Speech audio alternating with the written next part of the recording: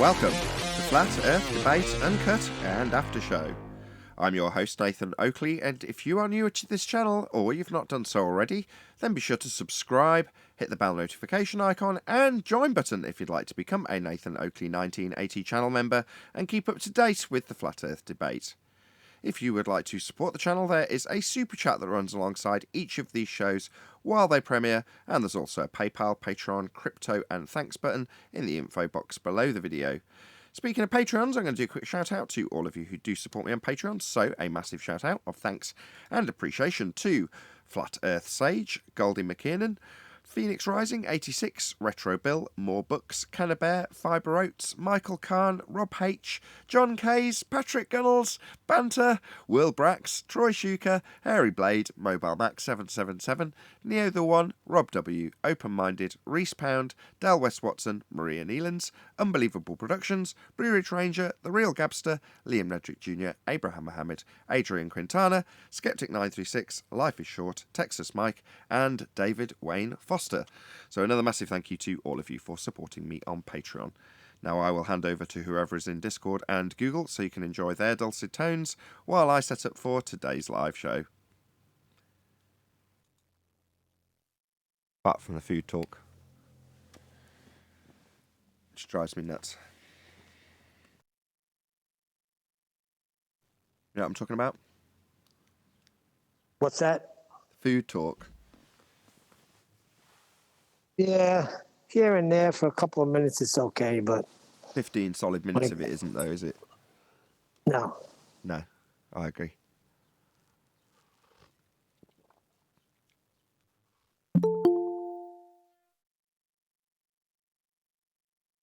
But who am I to criticise? It's not my show. And I enjoyed it anyway. I was in the chat chatting away for those 15 minutes. And I enjoyed being annoyed about the food talk. So, you know. Maybe they'll have a better understanding now. Who knows? Because they pay attention, let me tell you.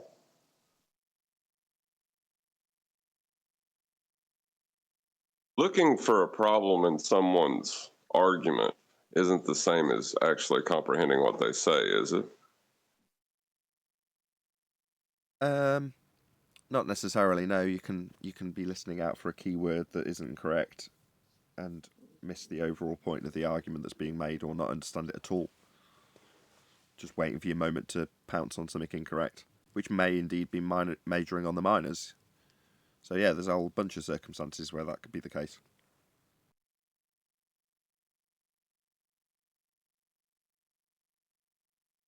Yeah, I think most anti-flat earthers are in that category. Yeah, they're not really listening to us. They're here to disseminate their wonderful knowledge to us, to show us how stupid we are. That's all that's going through their mind when they get here. So there's no consideration that they might be corrected or shown to be wrong. None of that has even ever been considered. So when it happens, it's like it hasn't happened. It's amazing, really.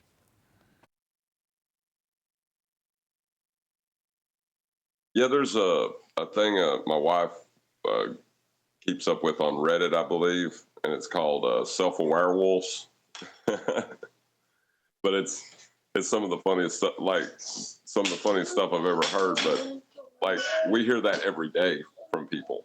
So like she was trying to say, I wonder if they're just making this up and it didn't really happen, you know. And I was like, I'd say it probably did, you know, from what I've seen. Give us an example. Like somebody talking about how much they hate all white people because they're racist. It's like, you know what I mean? Oh, I see. Sort of you know what nonsensical double speak contradictions that people will spew out like they actually mean it, and they do. And you're like, are these people for real? Yeah, just stuff like that. I was like, man, the first part of my day is filled with that usually if there's a Glober on or an anti-flat earther. Right. Oh, we're discussing an aspect of that exact thing. Yeah. Yeah, it's kind of like that kind of government-based nonsense is in some of the states in where you are, right? So you've got the death sentence. So you're a killer, so we'll kill you. That kind of contradiction. What are you doing? I'm going to go around rampaging all these people. Why? Because they're all killers. I see. That makes no sense.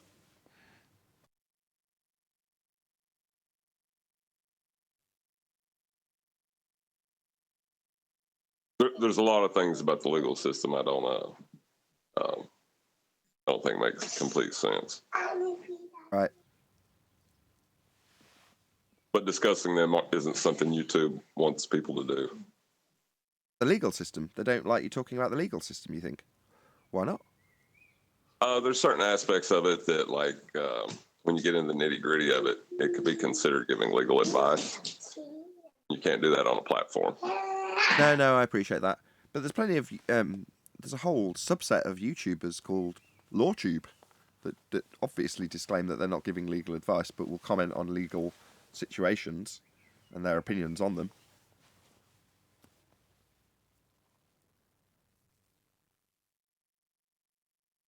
It's like if you use words to enslave somebody and somebody explains to you the meaning of those words, the person who is utilizing them words to trick people would be angry about that. You know what I mean?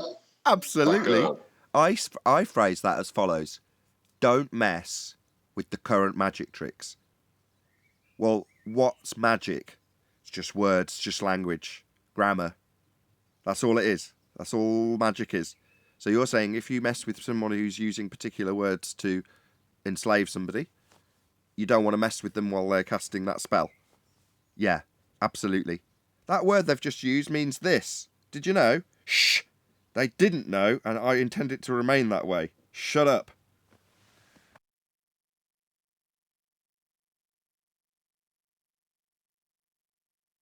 yeah. Well, it's like quantification and qualification, right? The other day, Slow was having trouble with that, he was trying to quantify something he couldn't qualify. Right, he's talking about measuring, I can't remember what he said, perturbation or something, that, whatever, counter space, I think it was. And he's saying he's got Dollard measuring it after separating it at one end of a circuit. You're like, what's he measuring? What is it that he's measuring? And when he actually describes it, he's talking about a non-physical, therefore non-measurable thing that he's separated out. And you're like, okay, so you're showing us the existence of something in a non-existent counter space existence and measuring it. That's nonsense. But he's measuring something he can't actually show. Right. And you know, I'm sure there's things out there that we quantify that we haven't correctly qualified, like the horizon up to the black swan. Well, I mean, even after that, we haven't qualified what it is. We can measure it, but well, we what haven't, it but is, they have. They've said it's a physical sphere edge. Right, but they were wrong, you know? So that's one of the dangers in quantifying something you've not, verified. Yeah, that's why I think gravity changed. Gravity went from being something that you could describe or even concoct a claim to be experiment with, right? Because there's a so-called physical natural phenomena in the old 107-year out of date, in name only Newtonian gravity. Well, that's no good, is it? Because then you can pull it apart in physical reality. Whereas if you take it from physical reality and put it into somewhere that only the learned would know isn't actually real, and that would be pseudo-4 space-time, nobody realises that when you're describing something that's occurring in space-time, they just think that you're talking about the black and the little twinkly lights in the sky. And you're like, no, it's a separate geometry that's describing a fourth dimension, not somewhere that you actually live. But so long as that doesn't get mentioned, you're reifying into something with mathematics and quantities of that in terms of what? It's physicality that doesn't exist. As long as you don't mention that bit, people will turn it into a force. Yeah, I was trying to talk to QE about it yesterday, because I think measurement is one of the most misapplied and misunderstood things in the world today. It's because it's part of the toolbox of your average magician, isn't it? And I don't mean you hocus pocus guy on a stage. I'm talking about anybody who's deceiving you with words. It's part of their toolbox.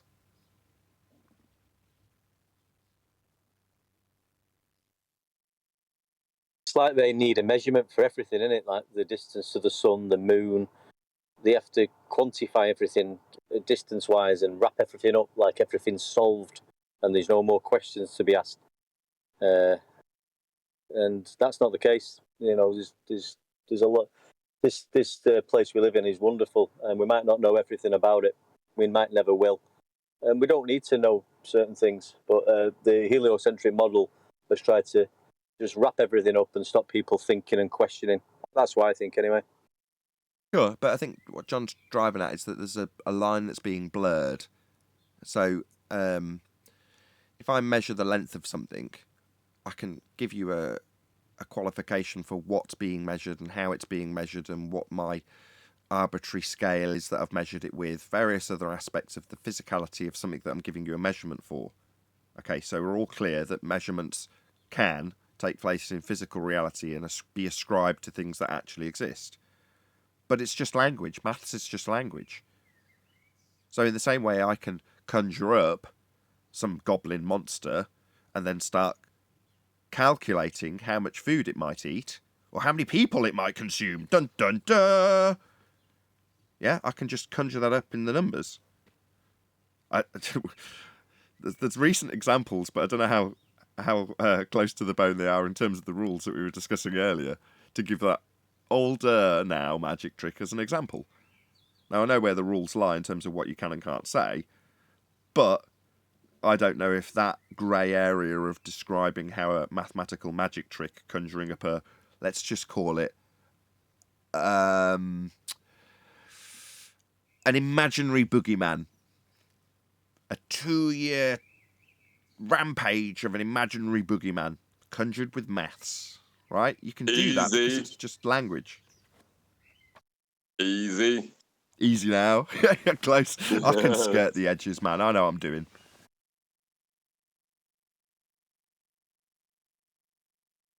But yeah, you know what I'm getting at. You can invent something and then mathematicize it into existence. Okay, but does that mean that the thing that you're measuring, for example, a fourth-dimensional space-time bending, is real? No, it doesn't. But you can maths it all day.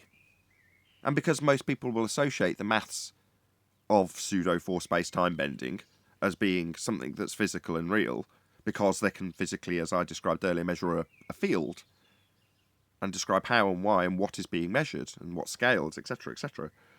So there's a line that's being blurred between just language, just words to conjure stuff, and maths is no different, and actually doing it in the physical reality that you inhabit.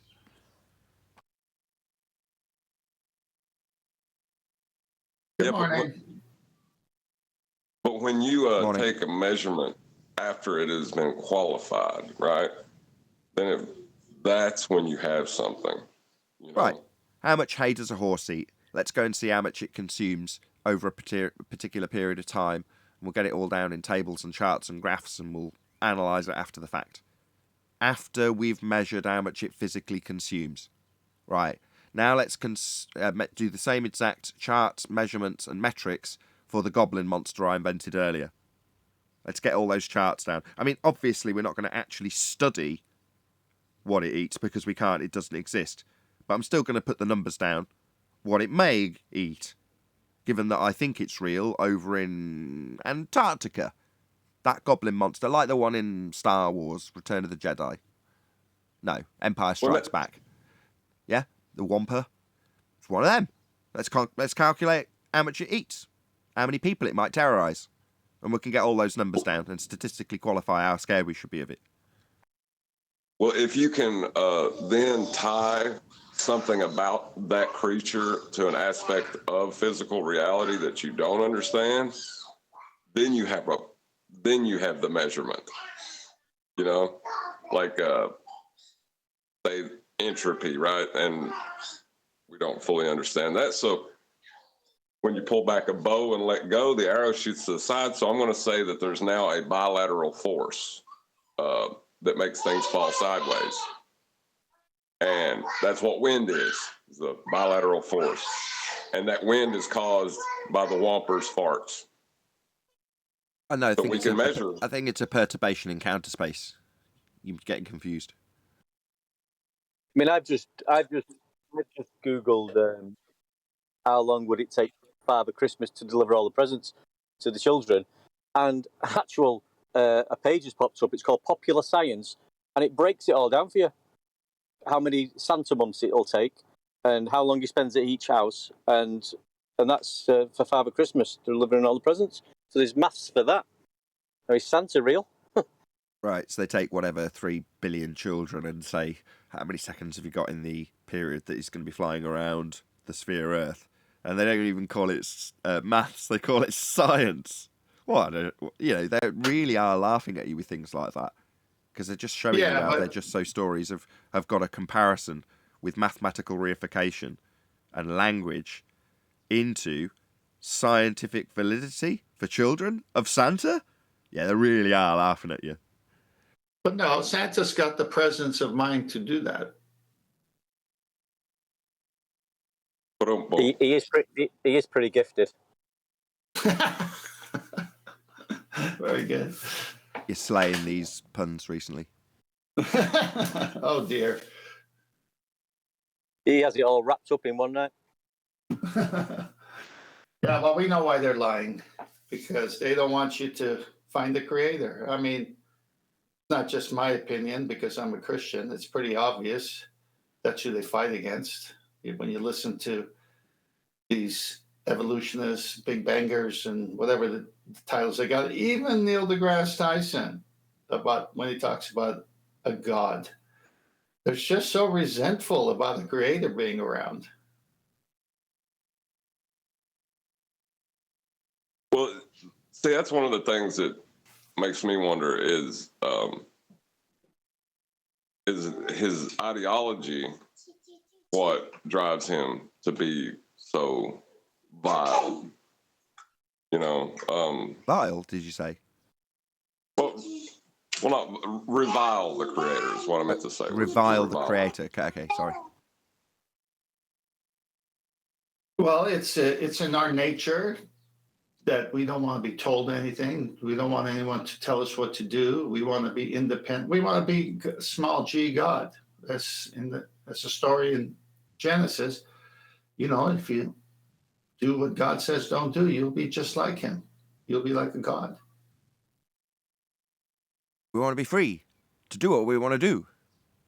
We want to get loaded and have a good time. Yeah, basically. And any parent knows. And any parent knows raising a child, and I've raised 3, now grandchildren, you just can't let the human being go wild. I think that's the soup dragons. What's that? I just quoted them. I'll just double check. Oh, I thought you meant. I got you. I thought it was. In fact, on the coinage, my son pointed this out to me. Let me see if I post a picture. I'll be right back.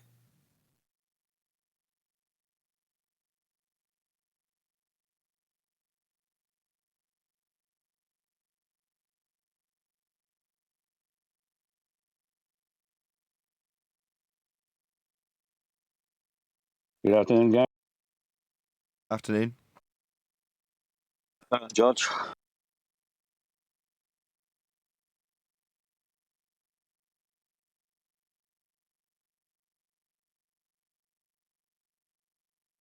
All right, Nathan, I'm sending it to Master B. Let's see if it gets there. Internet got slow all of a sudden.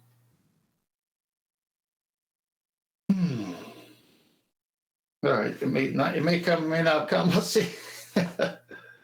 Anyway, on the quarter, 25 cents here in the States, they've changed the way the face looks towards in God we trust to away from in God we trust.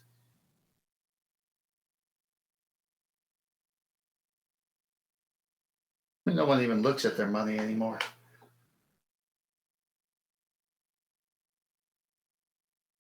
Wow, my phone just froze. I mean, all you've got to do is look around you. I mean, this is not a mistake. It's not a total chaotic place we live. Everything's in sync, and all right, yeah, some things sometimes are out of sync, but where everything is, the seasons, the sun, everything, the heavenly bodies, it's all perfect. That's not come from a mistake. That's ridiculous that you could even attempt to think that.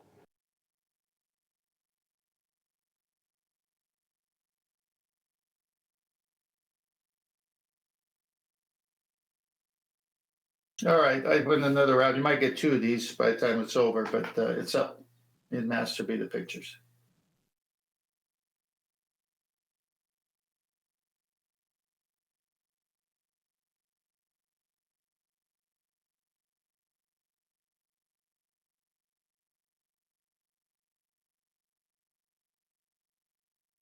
Yeah, there's no mistake. The complexity of the human body itself, as DNA and all the things that have to happen for life to exist. Yeah, started from zero, and everything came from zero.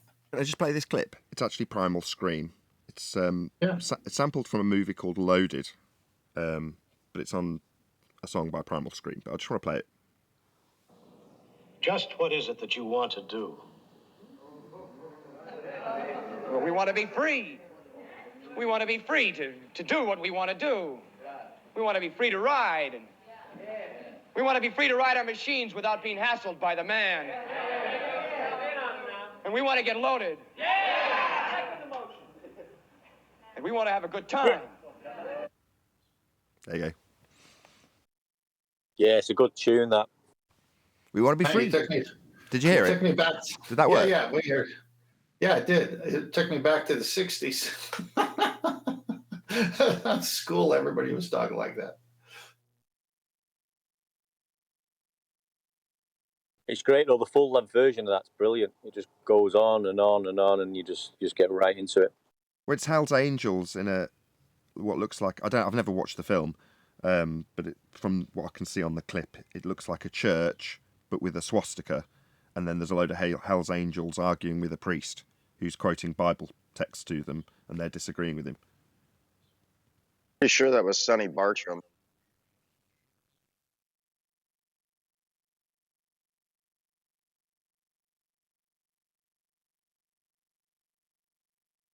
Nathan, did you hear that I got those pictures of the coin in Master B? I don't know what the coin is, but I'll stick it up. I wasn't listening. I was looking for You didn't that hear anything reference I to Primal Scream. Okay. No, I was saying they're going. My son pointed this out to me just the other day, so I took a picture. He had these coins. He had two of them, and it's 2021, as you could see in the first one, and it's a 25-cent piece, and you can see George Washington's image facing the engraving "In God We Trust." And then if you go to the next picture, you have 2022 coin. And now George Washington's facing the opposite way. He's got his back to "In God We Trust." I mean, I would have never noticed this. I don't look at coins anymore. And then in the back of the first one, if you go to the third picture, shows him crossing the Delaware. And then in the back of the 2022, where he's got his back against "In God We Trust," they got a picture of a globe and that woman astronaut who's been in space for 666 days and set a record. Oh my God. Wow.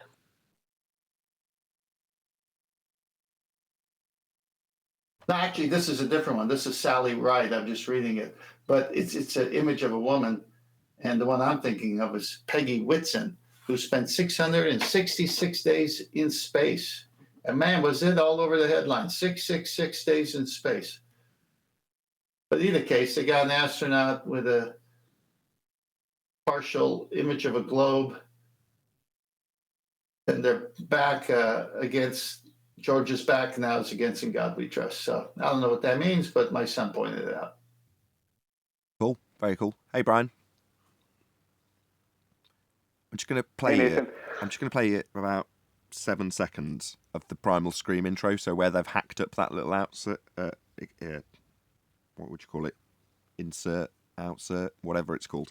And then with the first few bars of their actual intro, just because this is one of the most uplifting intros of the 90s. I just remember it so well. Anyway, just have a listen. It's from the iPad, so the quality's going to be terrible. Sorry. We're going to have a party.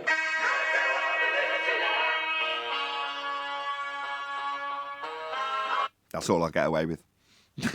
Just to remind people what that Primal Scream song was. It's called... is it Screamadelica? Or is that something... I don't know. I don't know what the song's called, but there we go. Loaded. There we go. That's what the song's called. Yeah, Loaded. That's a massive. Sorry, one day. I miss the 90s. Simpler times. Yeah, that was a Shell I miss suits the and 70s. brilliant track. Shell suits and Primal Scream. I miss the 70s. And Oasis.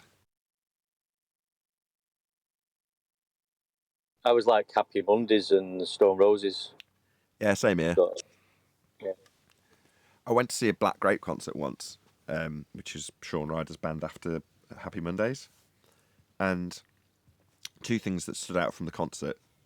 Number one, it permanently damaged my hearing. Number two, they left 25 minutes into the set to go and do drugs.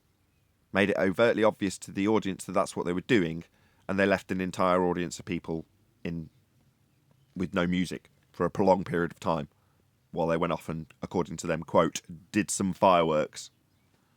They just buggered off halfway through the set and then came back. I was pissed as all hell, and it was far too loud. But there we go. Other than that, it was all right. But if they damage your hearing, I can imagine what kind of sound Nazi you would have been if you had it. You've been bothered by little sounds with the hearing you currently have. It's too loud. They had an outdoor PA indoors, and it was just too loud. They just turned it up too much. I mean, I've been in that particular... I can't remember what it's called, but there's a venue in Birmingham where that particular... I think it's the indoor arena or something like that. It's a massive arena. It's a massive venue. So it's very difficult to overpower such a large space.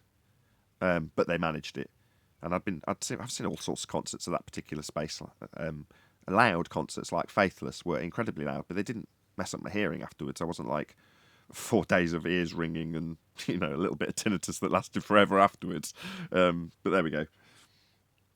What were you by the speakers, or were you centrally located? Not at all. I was actually quite far back. I was like up in the stalls, quite far back, not particularly close at all. Like I say, I've been to a Faithless concert at the same venue and stood in front of the speakers without any issue. Oh, I say there was no issue. God, it's just disgusting. I took a relatively young girl, she was a bit younger than me, to that particular concert. And my sister and brother-in-law came along as well. We met them there. And I was like, I want to be at the front of the concert. So, once the support band had played, I shuffled her and I to the front of the concert. And then they started. And it's quite overwhelming if you've never been to a big, loud concert like something like Faithless, especially if you're right at the front and it's very loud. And she threw up there and then, pretty much as soon as the concert started. Like I say, she sat through the support act. They'd got all the levels that we'd been wandering around getting drinks and stuff as the crowd filled up. But then we went to the front of the stage, Faithless started, and she threw up. And it's just stunk. It was disgusting. And Oh, gosh. But she threw up on... Where do you think it went? She's in a crowd of people. So gosh, on everybody. On everybody. So I was like, we're going to get killed. So I grabbed her and just removed her. Oh my gosh. I remember my friend Danny He says, "Hey, you want to go to the concert? I got 2 free tickets." And I go, "What's the concert?" And this, I think I was like 12 or 13 years old, something like that. And he says, "Oh, it's Deep Purple and Electric, ELO, Electric Light Orchestra." And they had some good music, obviously. And so I said, "Yeah, you got free tickets." So we go to, I think it was the Long Beach Arena. It's a big place. Man, I know exactly what you're describing.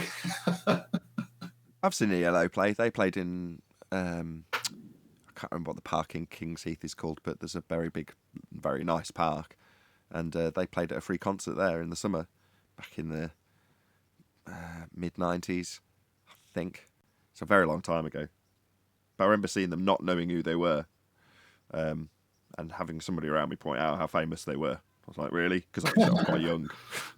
And they're not exactly from that era, are they? They're from considerably earlier. Yeah, we went to, so the concert was over. So Danny goes, "You want to go get something to eat?" I go, "Sure." So we go to a local diner. And sure enough, all the band members from Deep Purple are there. So we start talking to them. They're really nice guys. Cool, very cool.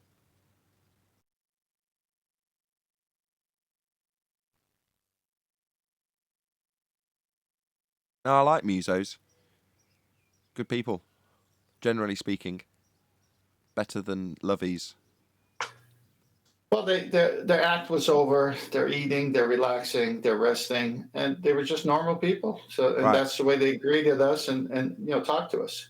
That's how I found it on the performing arts course I did. That's the cool people were the musos, as in you could talk to them. They weren't obviously overgeneralizing and stereotyping, but as groups of people go, I can, because they were stereotypable. But yeah, the musos were always really easy to get on with. The techies were a bit more technical, whereas the lovies were just irritating. Just genuinely got on your nerves. I was one of them at one point. I moved over to the dark side of technical because I had no musical ability. It's worse when you're at an Oasis concert at the front and plastic beer pint pots keep coming over, and you're thinking, why are people throwing half the lager away? And it's not actually lager. No. Oh gosh. What is it? Don't ask. Don't ask. Oh. I know. Ooh. Yeah, there are certain contests. It also depends on the band. If you've got a grubby band, there's a good chance it's got a grubby audience that'll do stuff like that. Which band did you say, Nathan? Because I was grinding. I didn't hear a word anybody said. It was in Manchester. Steps we were talking about. Very rough crowd. Nathan, just before you start, did you see what I posted in the War Room on Master B? No, you plum. You must be gone. Yeah, it's a sin of heresy. I think he's starting the show. That was I listened to that show back yesterday. That was hysterical. Right, you were just saying, now he's off to calling me a plum. Yeah, you have to stand up to yourself. Oh, yeah. I hadn't started the show. I just wanted to see if you said any horrible things about me when that little silence comes.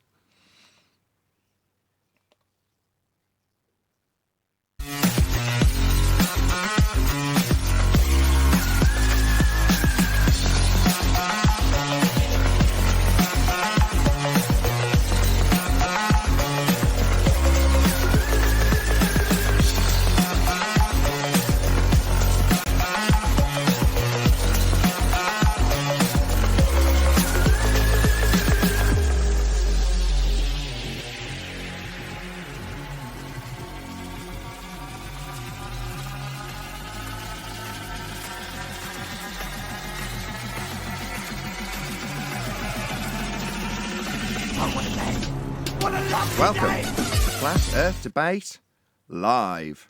I'm your host, Nathan Oakley, and if you are new to this channel, or you've not done so already, then be sure to subscribe, hit the bell notification icon, and join button if you'd like to become a Nathan Oakley 1980 channel member and keep up to date with the Flat Earth Debate.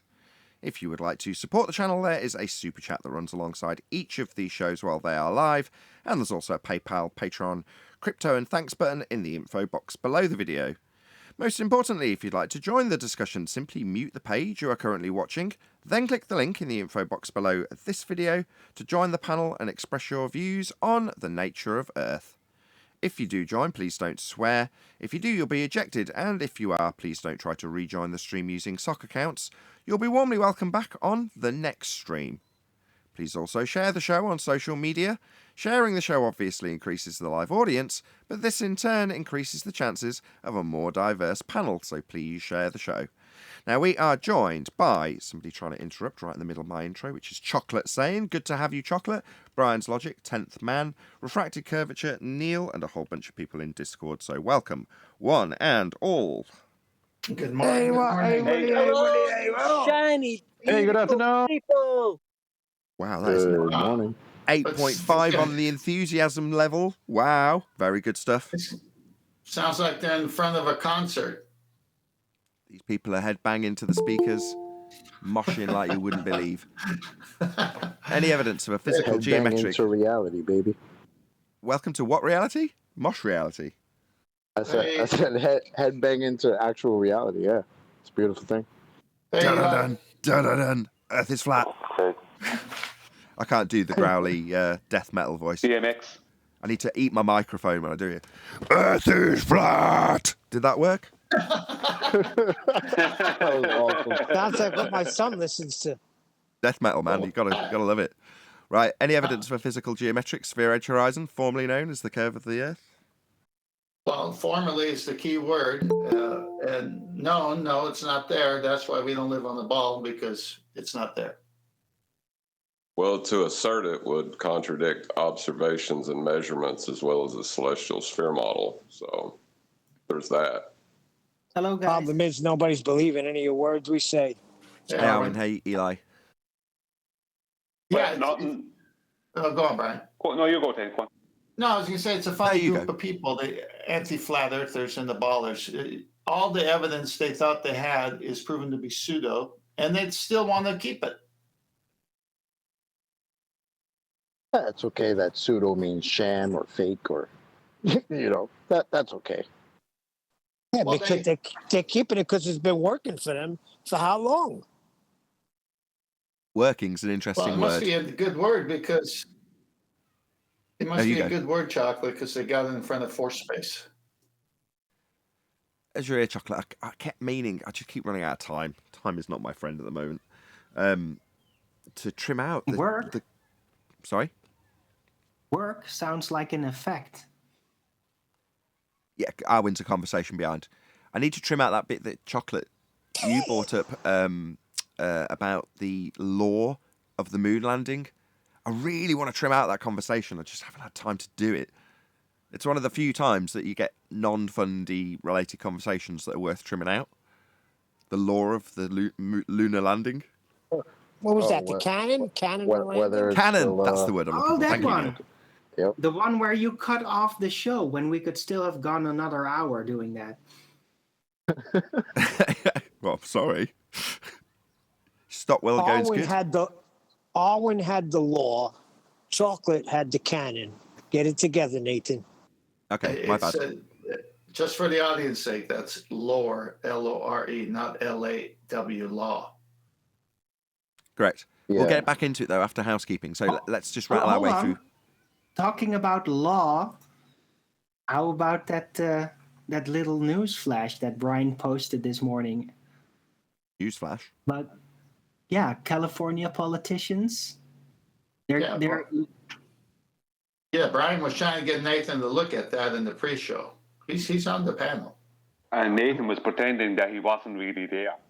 I was, yeah, just for fun. Just for a bit of fun. Okay, Right, I'm presenting it right now. Okay, cool. Let's have a look. Right, so I'll read it out.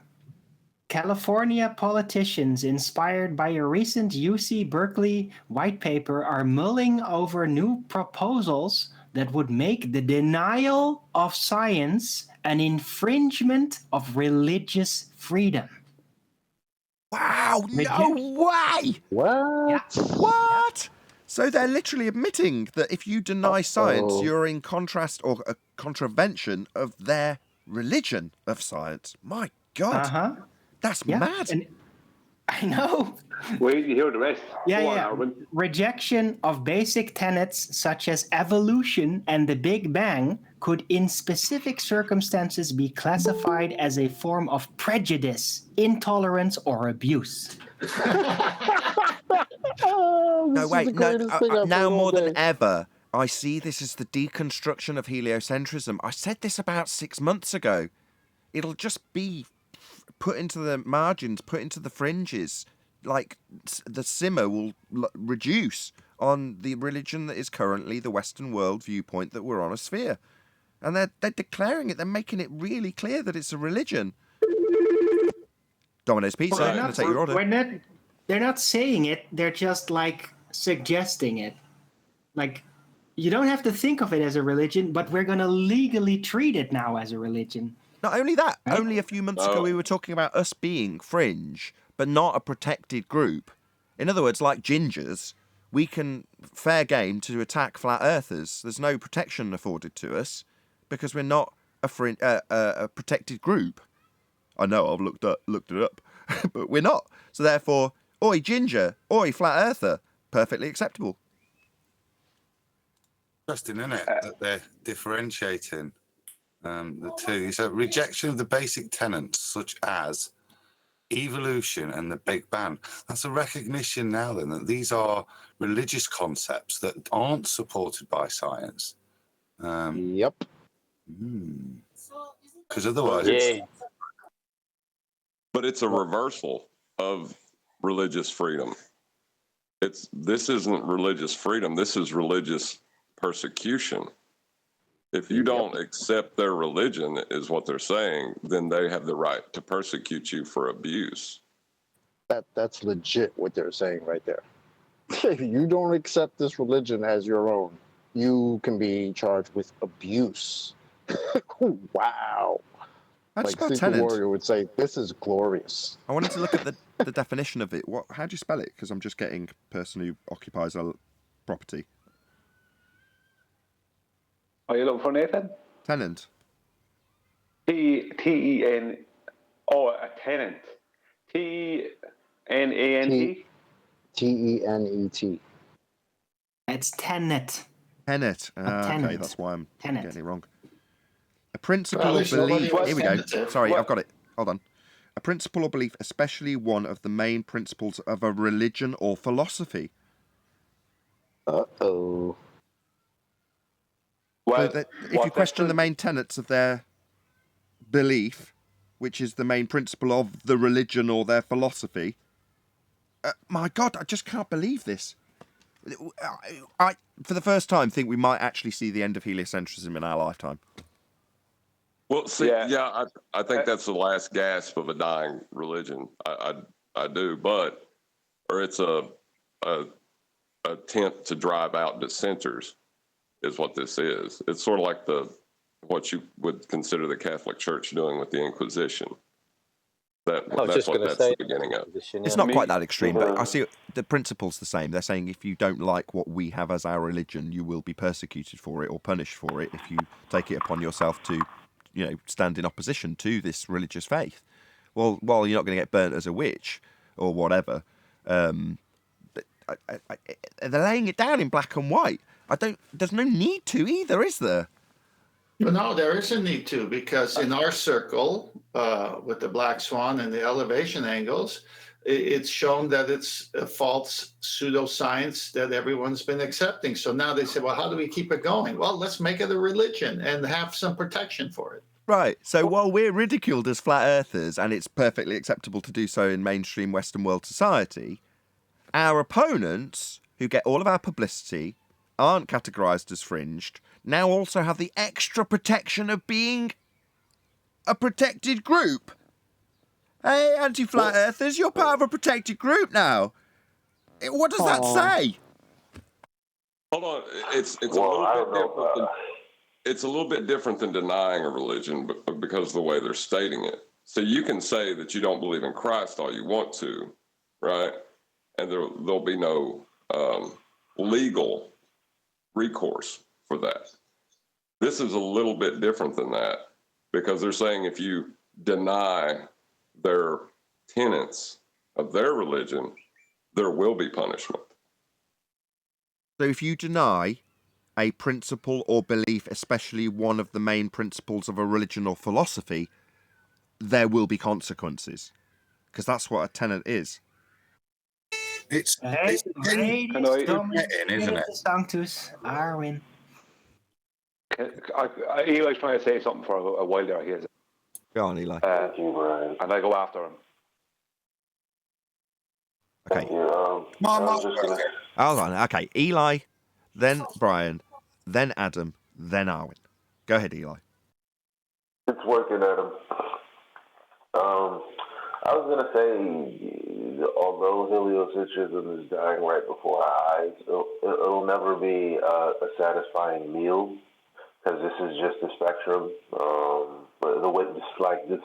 The way humans believe in its own sense, and it's like heliocentrism is going to die, but there's going to be some variation of it, and then some variation of that, and then one day it'll be totally different. But they'll never acknowledge anything. It'll never be edifying for us. That was our foreign affairs correspondent Eli from Yugoslavia in a very deep cave. Serious.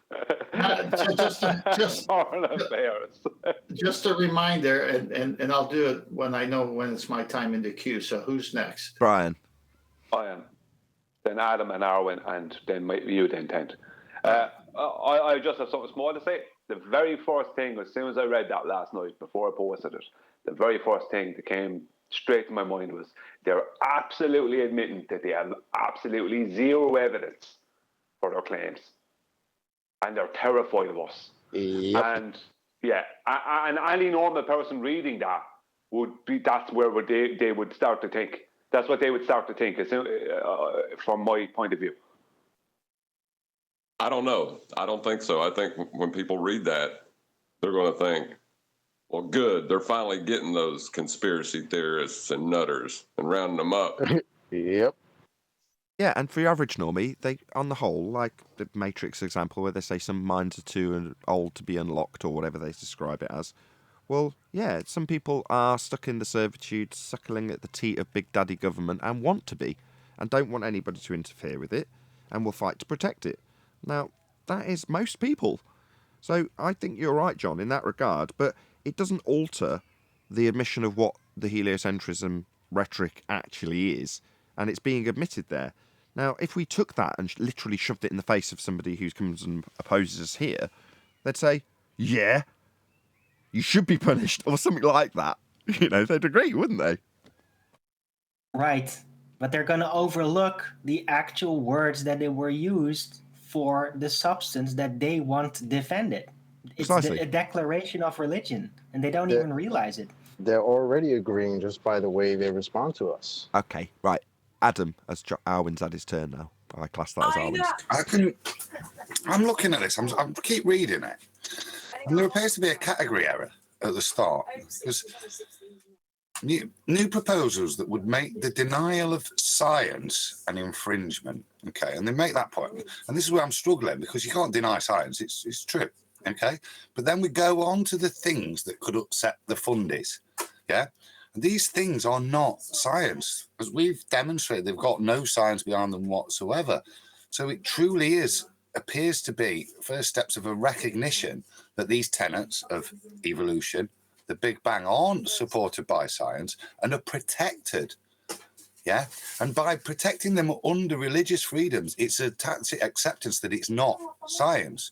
It's not fact, which is why it needs protecting under religious freedoms. But colloquially it is, though, isn't it? So I think I understand the context that they've phrased it as science, and you are correct. And if we were to ever be challenged on this, we would use that as the defence. We'd say, well, this isn't science, and it very specifically says it is. But colloquially, what is called science? Well, if you go back to 2015, when we were, I'll bundle us all together for this just so I don't pick on an individual, throwing the baby out with the bathwater, science has lied to us. Science needs to be stopped. No, it doesn't. We just didn't know what science was, and the terms were being hijacked. And they are here. But as a result of that hijacking, the generalised understanding of what is called quote-unquote science is anything a guy in a white coat or Neil deGrasse Tyson says you is the world you live in. That's science. Well, that's what they mean, contextually, when they use the colloquial use of the word science. And it's just for you or I or anybody who opposes it to say, well, this isn't science. There's my get out. But if you didn't know that, and you were, let's say, hauled over the coals for this, just for the sake of argument, and you didn't know that it didn't apply because it wasn't science, you might be screwed. I mean, I'm not suggesting that's going to be the case, but you know what I'm driving at. For many, many years, we've been saying the most critical thing that you need to understand if you're going to debate in this arena is what is science? What is it in reality? As opposed to what they say is science. And in this text, for the guy who comes along who's a glober, who believes it, he goes, yeah, absolutely. And it reaffirms the idea that he's got science that needs protecting. For the guy who's a normie who doesn't understand the argument, who comes along and sees that, oh, well, obviously it's a religion then, doesn't know that what they've labelled as science isn't science still. So he might get screwed if he starts to oppose it, so he might steer clear of opposing it. For us, we laugh at it, rejoice in the fact that they're admitting it's a religion, and say, well, you're never going to have us over a barrel on this, it's not science. But there's many different levels that you can interpret that text, right?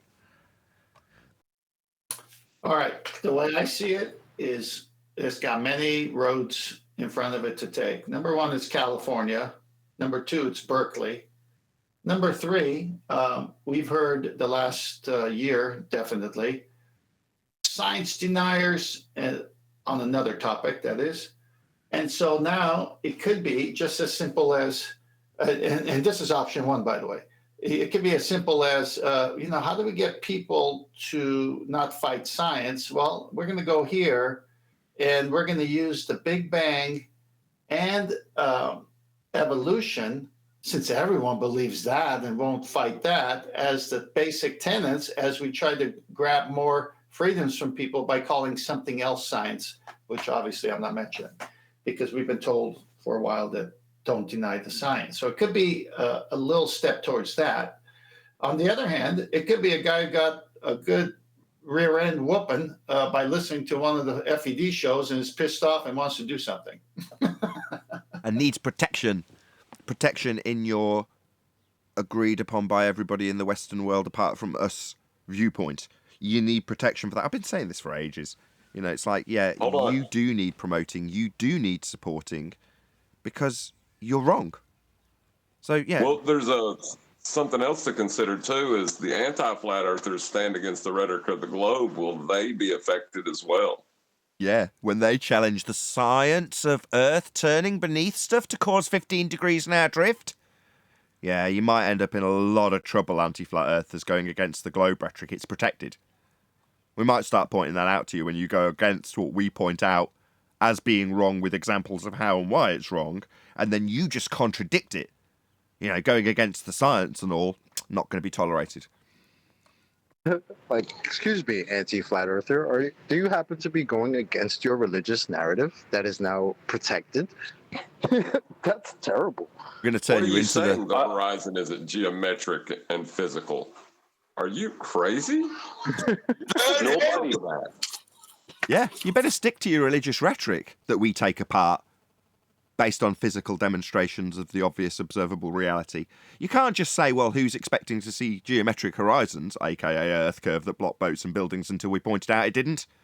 Yeah, because you've got to stick to your religious fundy texts and your religious fundy beliefs about your protected fundy religion that you think you're protecting when you're actually going against it. Well, that's not allowed anymore, apparently. In certain places that we won't focus on, we'll keep that nice and vague. Would it not be fair to ask Discord what they think? Because we often have our say, and Discord, there's people in Discord don't get to say anything. Depends. This is pretty important. You got your tumbleweed sound effect ready? What do you think, Discord? The Flat Earth officially have a new black swan that occurred last night. The planetary alignment. I was watching live video of it. There's a video. I've got a screenshot of Venus at 1:43 a.m.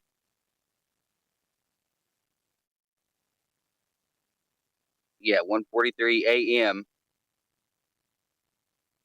which completely destroys the heliocentrism solar system. Saying you've got an The observation of something where it's claimed 10 not minutes to. past. I'll try that again. Are you claiming that this is an observation that's not possible in the heliocentric version of the stars and their alignments? Indeed, yes. Venus in the night sky was that was my last screenshot. Like I said, I had to go to bed last night. I was getting tired, but I wanted to get the latest one that I could. How does this disprove heliocentrism? No, it debunks it. Yeah, how does it do that?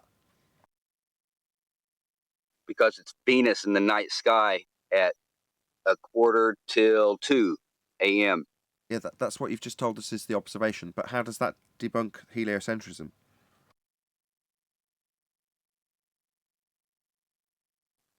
Well, if you can imagine the solar system, Mercury, Venus, Earth is the order that takes place. We shouldn't be seeing Venus at 1:45 in the morning. That's an impossibility according to their rhetoric. Why is it? Because it's physically impossible to see Venus at that time because, like I said, according to their rhetoric, it's the Sun, Mercury, Venus, Earth. Now, Sounds like a curved baseline, doesn't it? Hold on. One deck. Okay. I got that the first time, but why would that make it impossible? Well, like I said, if you can imagine, I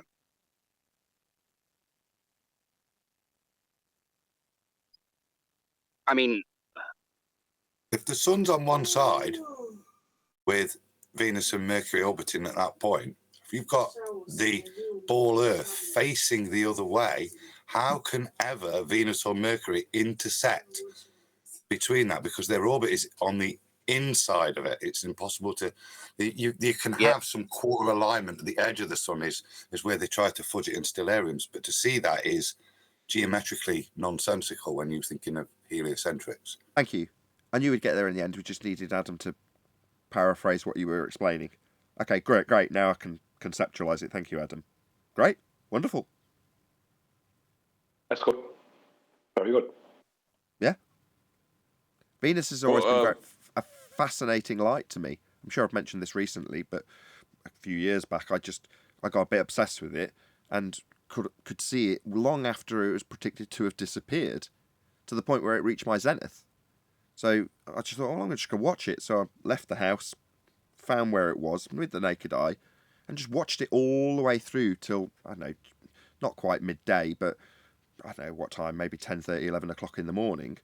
Late, far later than it was supposed to have disappeared at, which was something like early morning, 6, 7 o'clock in the morning. It was supposed to be gone. But it certainly wasn't. And but for the clouds, as far as I was concerned, you could have still seen it all the way through the day. Now, cloud cover stopped me from seeing it, but it certainly wasn't supposed to reach my zenith, and it did. I've had that thing disappear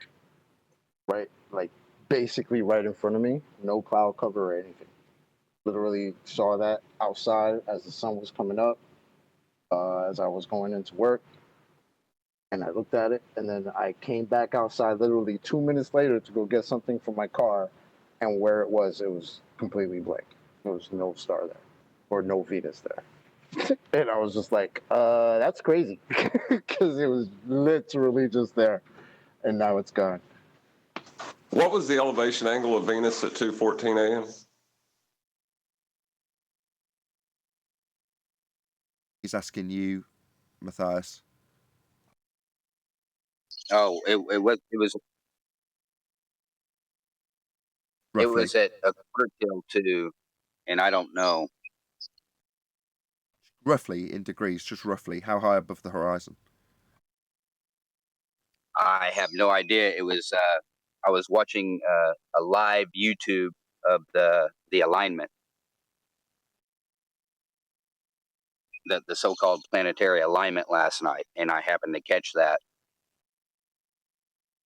They don't know how high above the horizon. Fair enough. He doesn't know. I was just going to say, the elevation angle, you needed a flat plane to get that anyway, but never mind. Right? Fair enough. Any evidence that you can acquire an elevation angle measurement from a curved baseline? No, it's a geometric impossibility. No, it's the other way around. You acquire a curved baseline from a horizontal plane.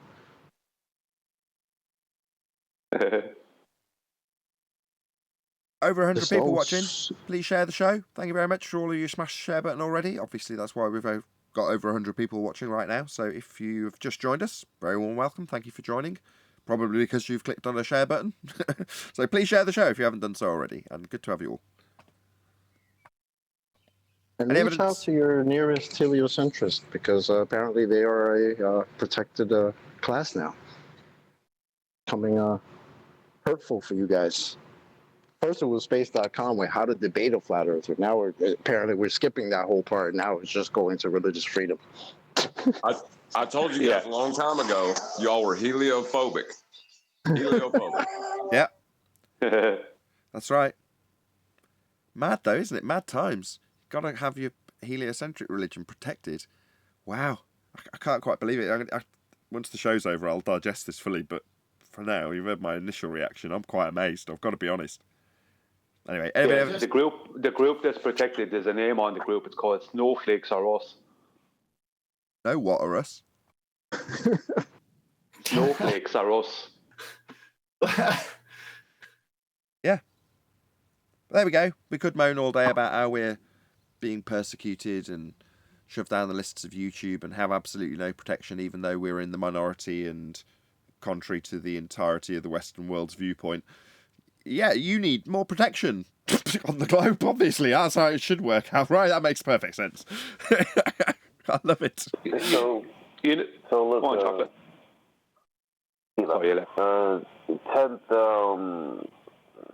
back to the previous point about Venus. 10th posted, why is Venus visible in the night sky? And the claim is that you can only see Venus before sunrise, or just before sunrise, or just after sunset. And Matthias is saying, well, this was at like almost 2 o'clock in the morning. So right there, it's like, Yeah, but Matthias said he was looking at it on a YouTube video. So the first thing I was thinking is, where was that YouTube video being taken? And where that's been taken, is that where is that? What place? time was that? Yeah, in that place, what would that suit the heliocentric model? Right. Did you establish that, Matthias?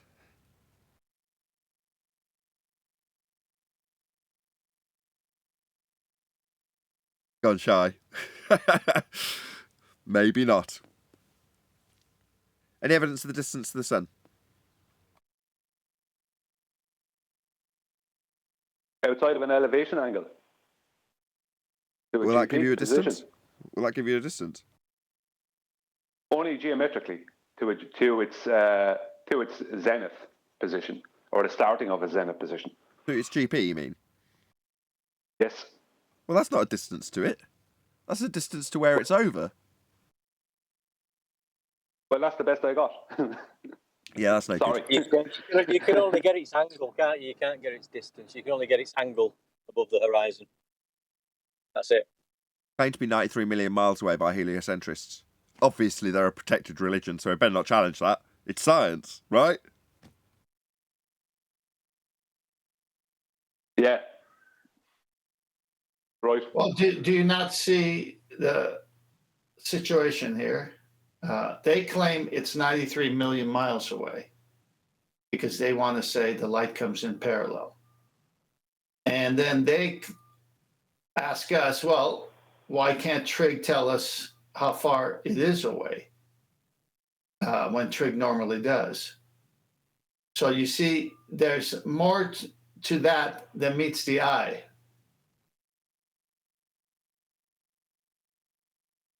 Yeah, Okay. I mean, them attacking us with the internal, with the trigonometry, the internals of a triangle, and trying to claim this doesn't fit reality.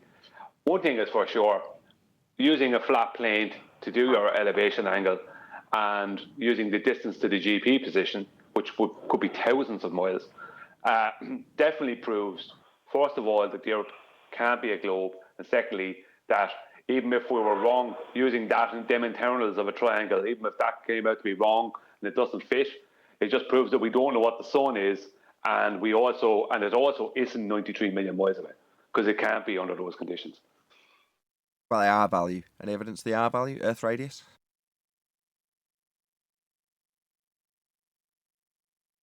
Well, that would be the horizon at 1.2 miles, the 1 foot observer height, if there was an R value. But when we take their R value, the horizon, which they claim to be Earth curve, is.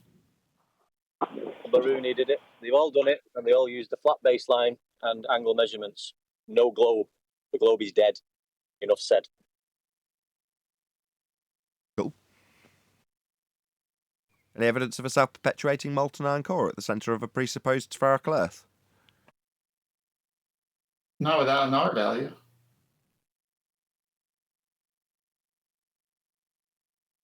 Wow, scientific. Go on, chocolate. Nah, go ahead. Because I actually want to get to.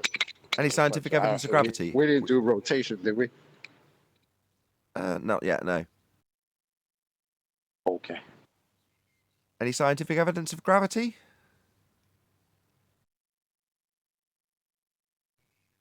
Scientific evidence of gravity. I think the latest gravity is just an imaginary place that doesn't exist, as far as I can gather. What, pseudo four space? Space-time? Pseudo four space geometry? Yeah. Well, the same could be said to gravity, because you could think it exists, but it doesn't. That's what he is talking about. That's what we're asking about.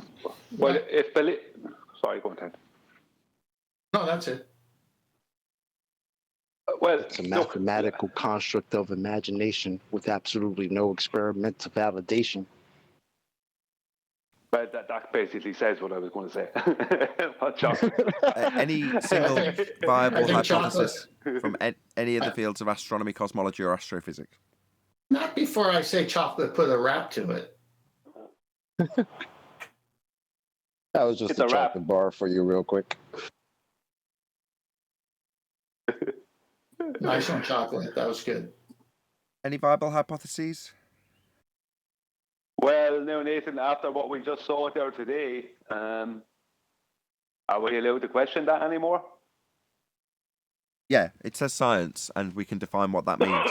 So, yeah, we can highlight the contradiction in the doublespeak.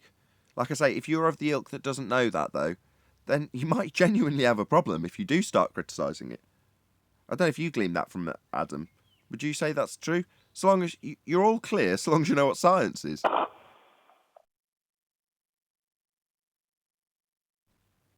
It's the same as all these fact checkers, isn't it?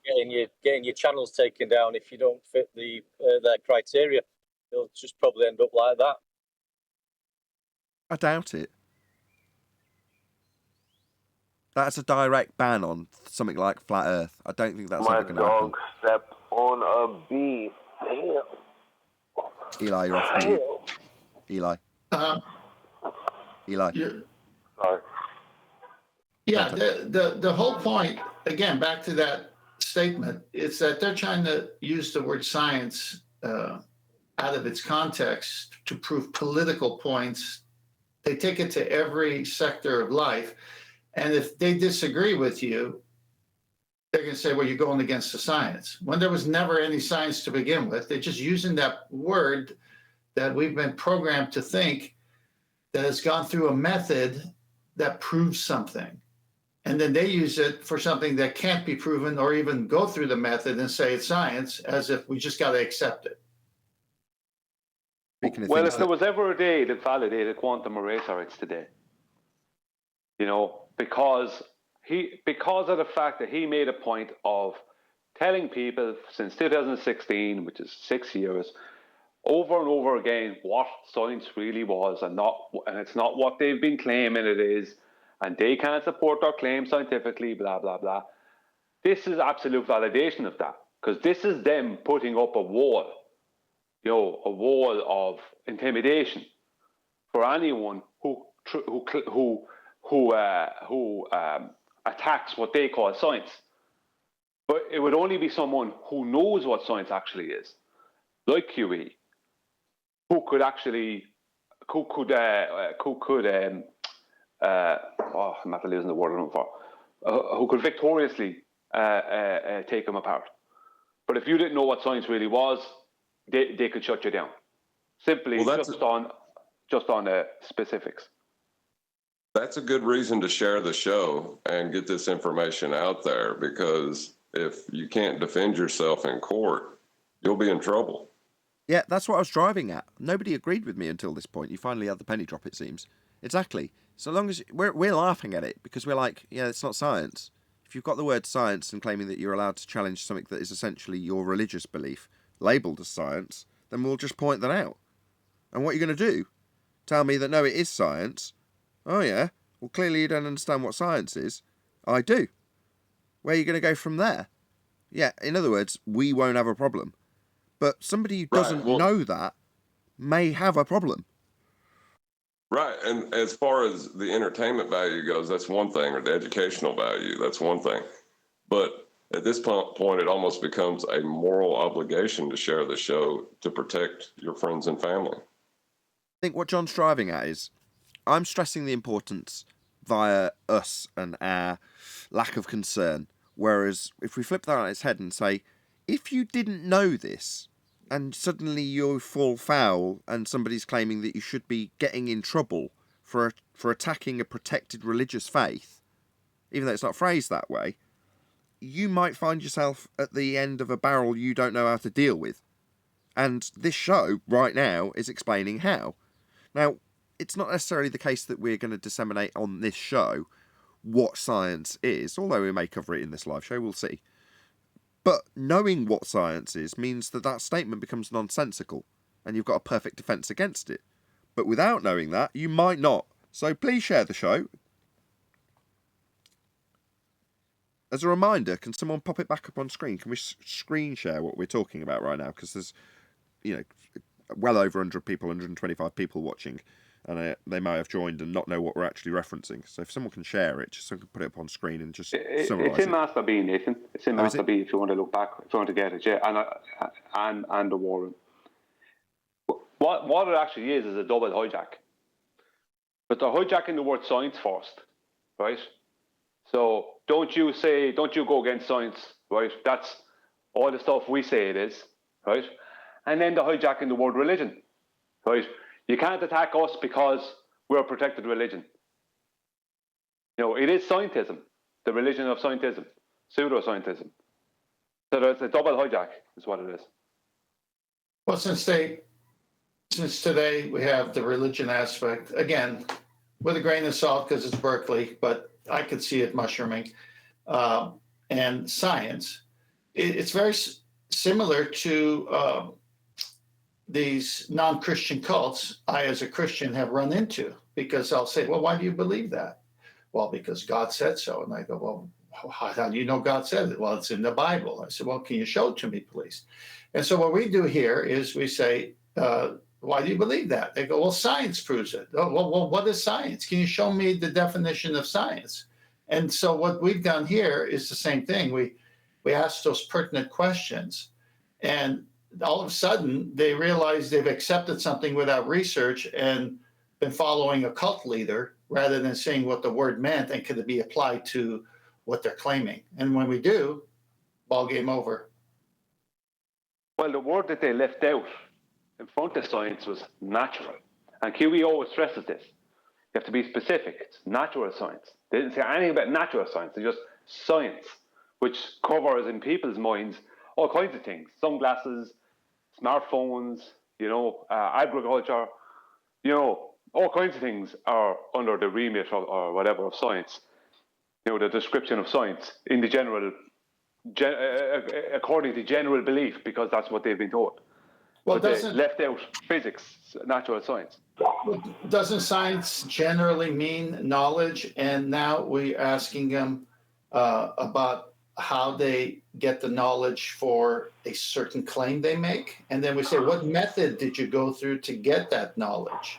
So what method do you go to? What method do you go through to make a smartphone versus what method do you go through for the Earth, which is natural? It depends on what they're talking about. It depends on what they're talking about. If they're talking about natural science and the way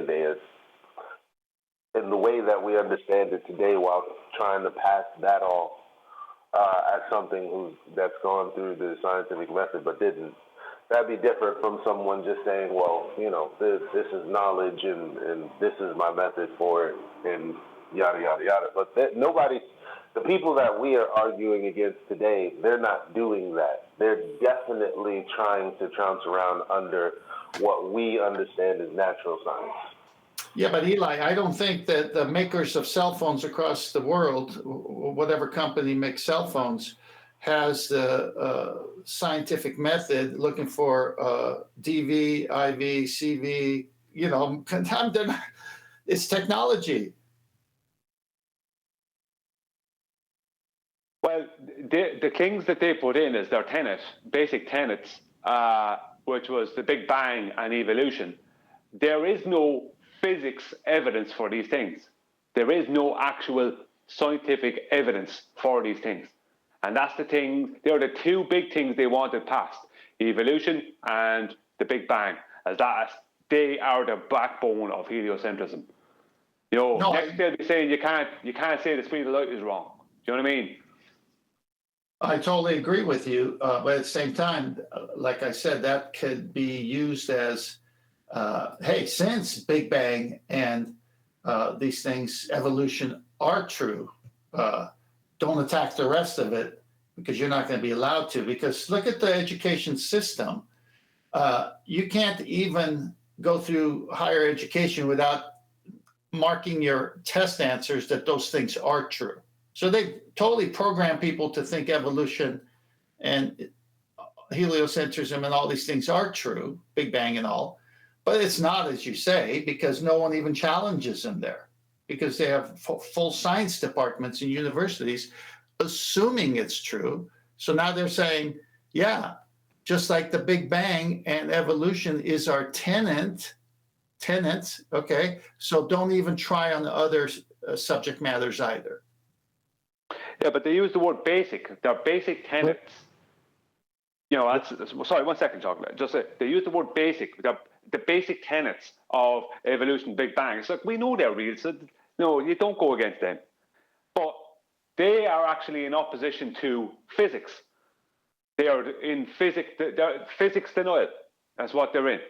And that's what they're trying to pass off. Sorry, John. Yeah, but John, before you go, that's what I'm saying. But in their world of lies, it's in the physics department that they're told those things are true with no physics to back them. Go ahead, John. Well, that's what I was getting ready to say is, do you think a heliocentrist will ever disavow natural science? Is this really a point that we think will become in contention, that they'll say, oh, we're not doing natural science? They do that, but not global. Well, that's anti-flat earthers. Do that. There are plenty of heliocentrists that'll say, oh, I don't believe in evolution. So what should happen to them? Should that person be persecuted? Hold on, I've got a much better example. Quote, science doesn't prove anything. Hold on. Science doesn't prove anything, end quote. How many times have you heard that? Plenty. But only from the anti-flat earthers and some of the globers that we've encountered, not the people who are actually purporting their pseudoscience as science. They don't say that because science is their stance, right? So for them to say science doesn't prove things, would it make sense?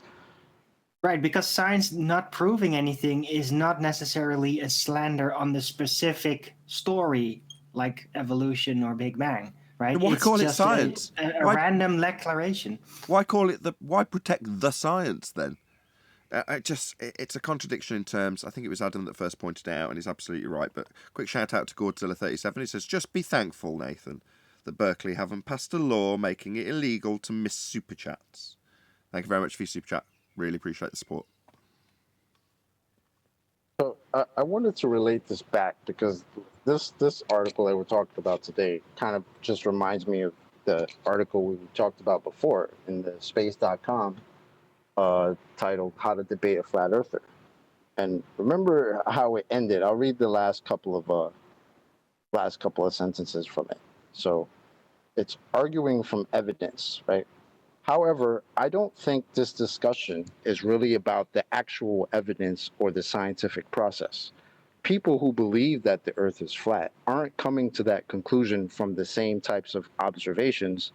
They instead believe that we are being misled and lied to, that scientists, including me, want you to believe that the Earth is round despite its flatness. So the question isn't why do people believe in a flat Earth, but rather why do people believe in a conspiracy? And the answer is the same reason it always is, a lack of trust. End quote. So it's almost like there was not to use the word, but an evolution from this to that article we're reading about today. Is that, it's not about the evidence. It's about you guys don't trust us. You guys need to trust us. Chocolate, isn't it interesting? Chocolate, isn't it interesting that Phil B in chat on the YouTube says, science does not prove anything. Science deals with degrees of confidence, all caps. It's just funny how people like to have their own. It's funny how people like to have their own interpretation so it can fit their bias. Confidence, so we got to trust him. We got to have confidence in him. So is he proving my point? In real time? Do you know where the word con comes from? Yeah. Con man. Yeah, but what's con? It's that you get your confidence in someone. Exactly. It's like a trick. It's a confidence man. So a couple of days ago, I described the bait and switch, and I gave an example from a movie called Matchstick Men. And the bait and switch is a process of building up a man's confidence in his ability to transfer money from one fund to another and have it increase exponentially. So they build his confidence by letting him do it once and have it go through without a hitch. So when he wants to do it with more money, he has the confidence to give him a much bigger, substantially larger amount of money. And then when they cause a distraction and swap the suitcase for one that's full of nothing, just a load of paper, he walks off confident that he's got a suitcase with all the money he's just supposed to be getting. Well, that's a con. So we're supposed to have confidence, are we? Oh, yeah, that's a very interesting turn of phrase. Very interesting. I mean, this comes as your own side is declaring that you guys should be a protected class because apparently we can't go against your religiosity and having a different idea about what the nature of the earth is. That's insane. And you're in the chat talking about it's about confidence. When the hell is science about confidence? What are you talking about? No, storytelling is all about confidence, right? A good story cannot really be told well without confidence. So they know they're a religion. They know everything is story-based with a canon and all that. And they're just denying it. They're just denying it. But they're already building a legal framework to back that religious position. But they will remain in denial about it being a religion, though. Well, like I said, you have to make, hang on. Like I said, you have to make up stuff to fit your bias. So now Phil B says confidence is a statistical term. Well, I mean, just to be able to speak and grab any word in the air in any context and make it fit your bias, that's what you want us to believe, Mike. Well, since when was science about statistics? Why are you using a statistical word in the context of science? Science should be empirical, buddy. Right, but this is the magic, You isn't it? call yourself a This professor? convolution of the words and their meanings, that is magic. That's the trick. Right, and when he says probability, that means he doesn't know anything. If he has a probability of being right. If you know something, you know it. Just going on what Chocolate read out earlier, from there until today, with what we have now today, it's not even that big of a span of time, like maybe a year or two.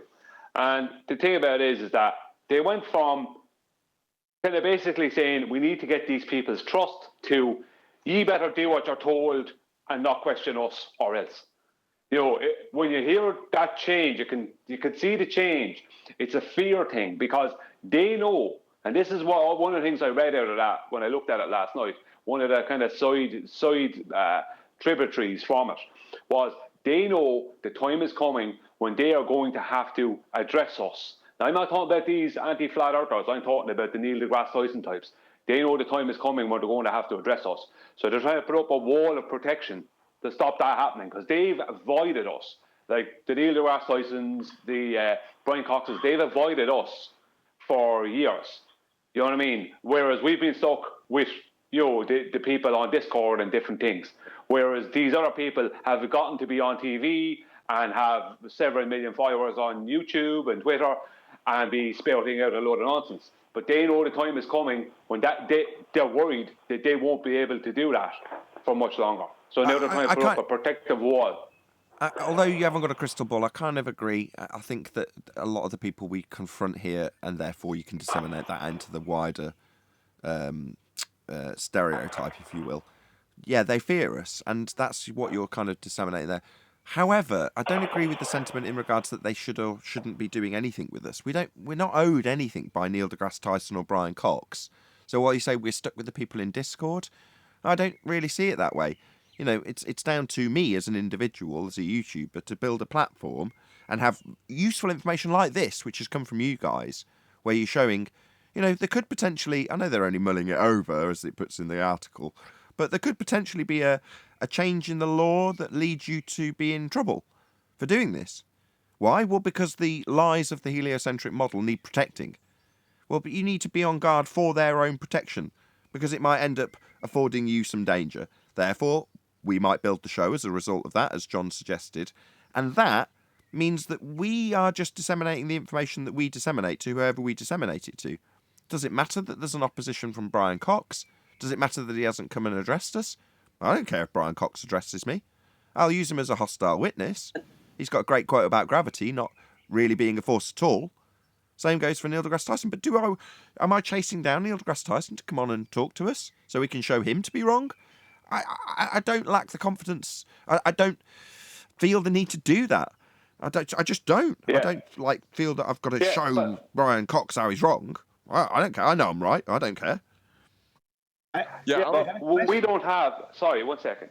Sorry, John. 1 second. We don't have that. I'm not looking to talk to them either.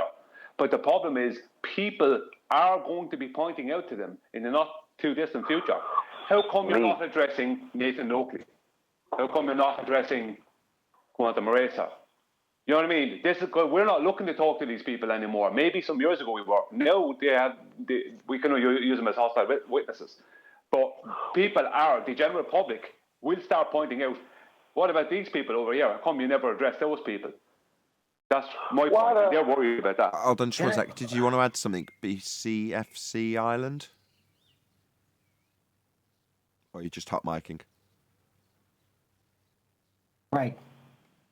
I had a detailed question about... Owen, can you not detect that I'm trying to get someone's attention?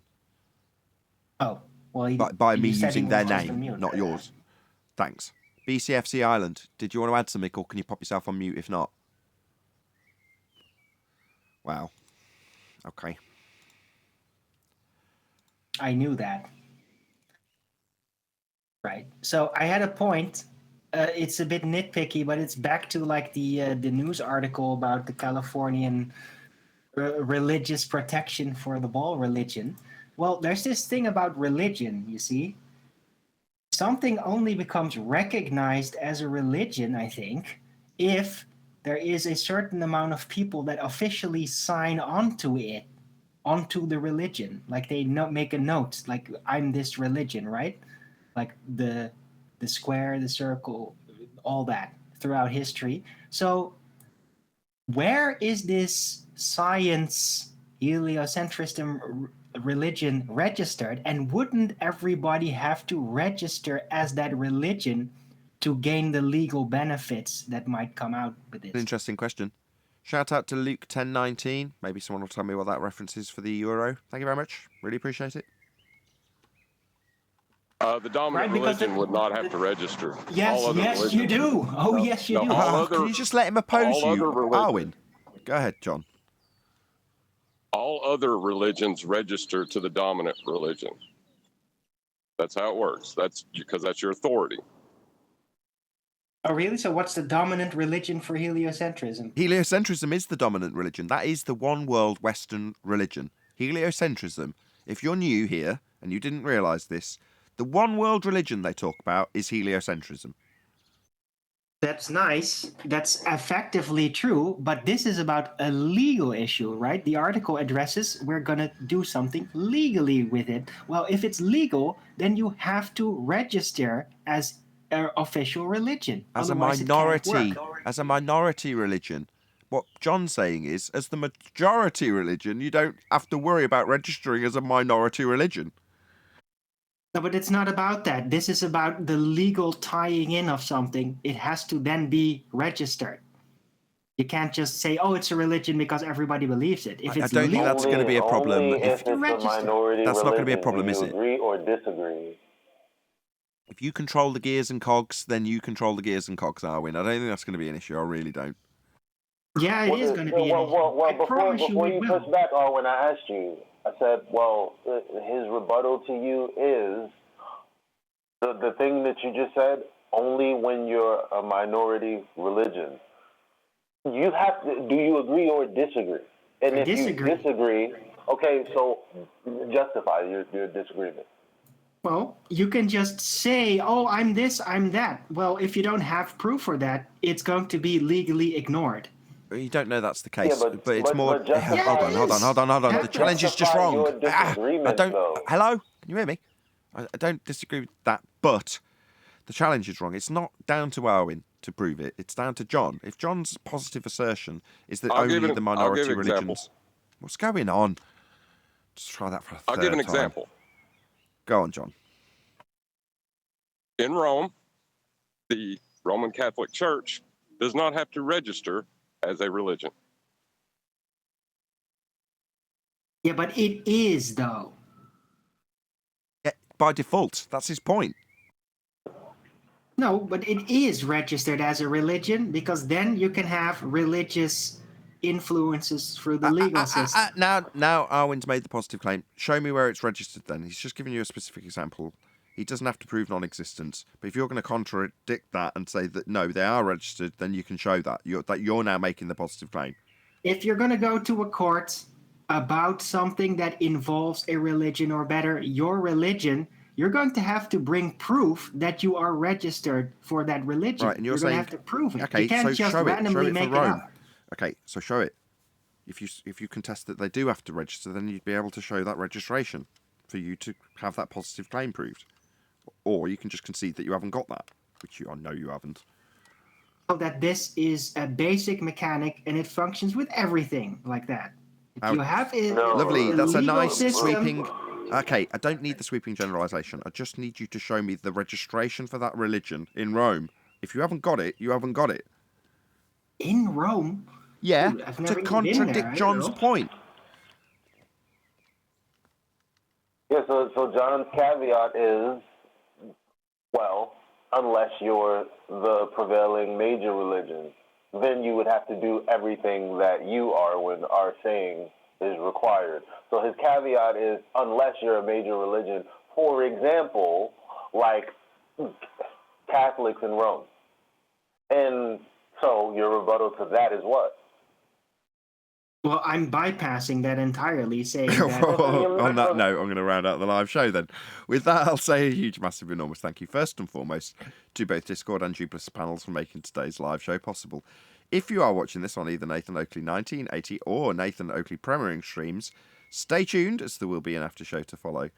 Another massive thank you to today's Discord and G+ panels, and of course a massive thank you to all of you in the live audience for smashing the super chat, liking, commenting, sharing, subscribing, joining as a member, definitely sharing the show today, as I think it is actually worthwhile to get this information out that we've covered today. So please share the show. Stay tuned if you're watching on an after show.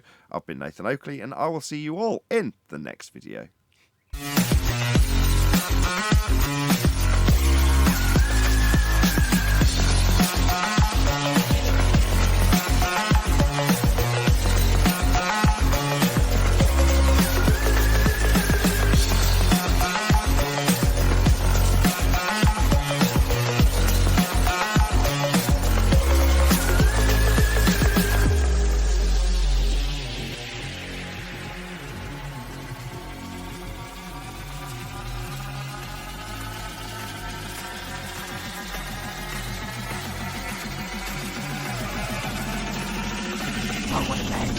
What a lovely day!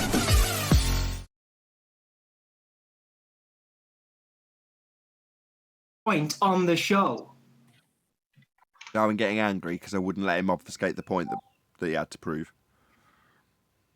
Yes. Thought so. Yeah, John. My point John, was...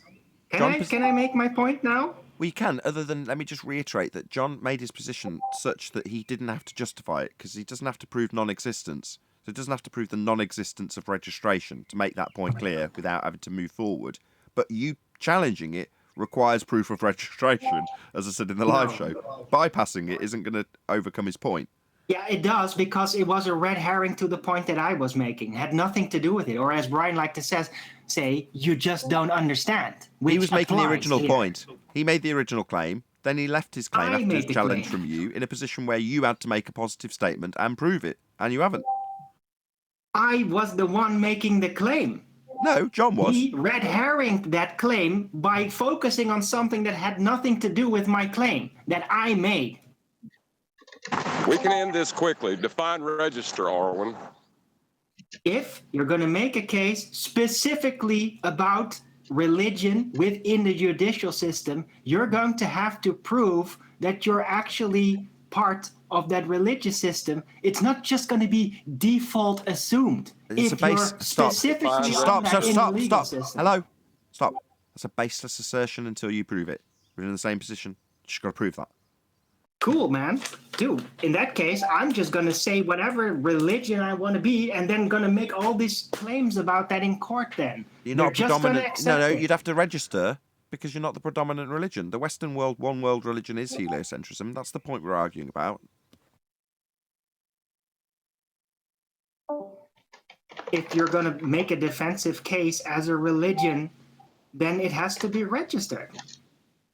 Because otherwise, anybody could say anything and then always, get their rights.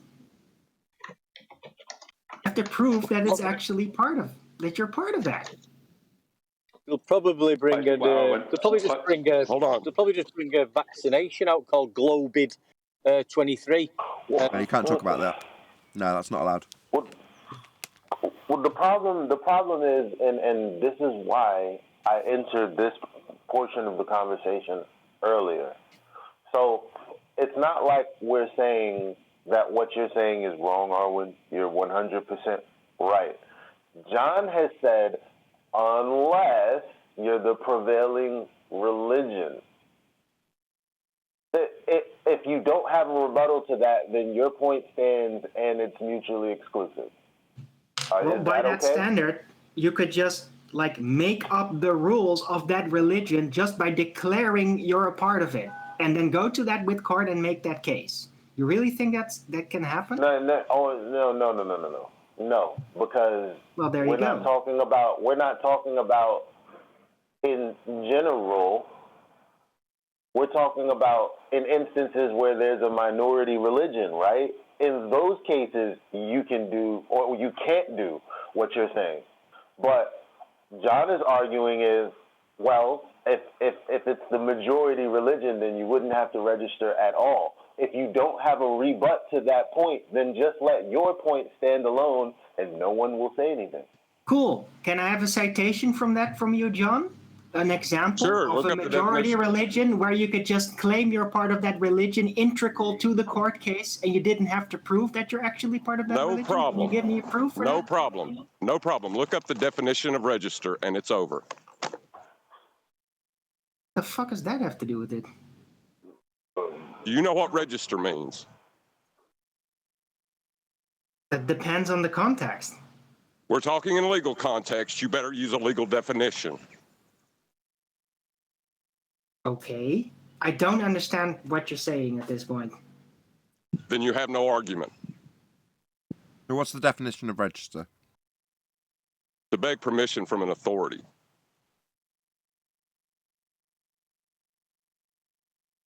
So in the case of... What the hell does that have to do with a court case? Let me ask Where's the your logic- actual example? Can you give me the actual example instead of an overgeneralized response? If you're All right, already Arwin. the authority, Arwin, who you gonna?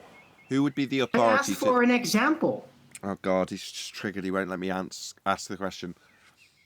Who would heliocentrism, as the prevailing Western world religion, appeal to as their authority to register with? I don't know. It's not done There isn't yet, one. right? They are It's the not authority. there yet. It is the authority. As far as the Western world are concerned, that is the world, isn't it? That doesn't make it an official religion with legal ties. But that's what that's very specifically the belief. Arwin. That's very specifically what we're discussing, though, isn't it? Them describing it that way specifically. So yeah, while we would agree, that's not what they're going to define it as to acquire some sort of veil of protection from it. That's the point. Well, the article kind of disputes that.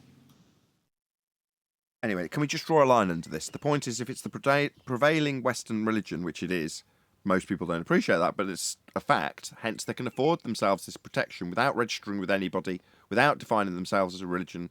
They can just move forward with the predominant understanding that everybody in the Western world knows that to be the case. Therefore, there's no need to register with anybody. And, as it is a religion, afford the protections religions offer.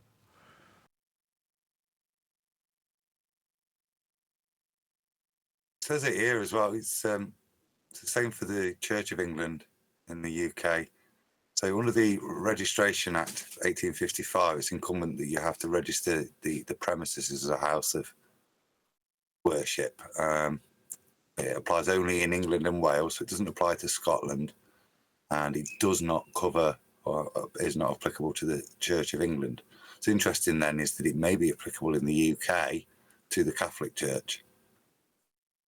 So here, because the Church of England's the predominant church, the Catholic Church would have to register, and the Church of England would not. That's how it reads to me there, just first came, yeah. Makes perfect sense. Okay, but if the Church of England is England's predominant religion that you don't have to register for, then what is the globe religion going to be? Is it going to replace that as the state religion? It's part of it. Careful. There's no replacement. It's part of it. But does it have? It's part of it. Does it then have to register? It's like he doesn't even want to listen. It is part of the Christian religion, isn't it, Arwin? They came up with it and teach it. Catholic, no, not Christian.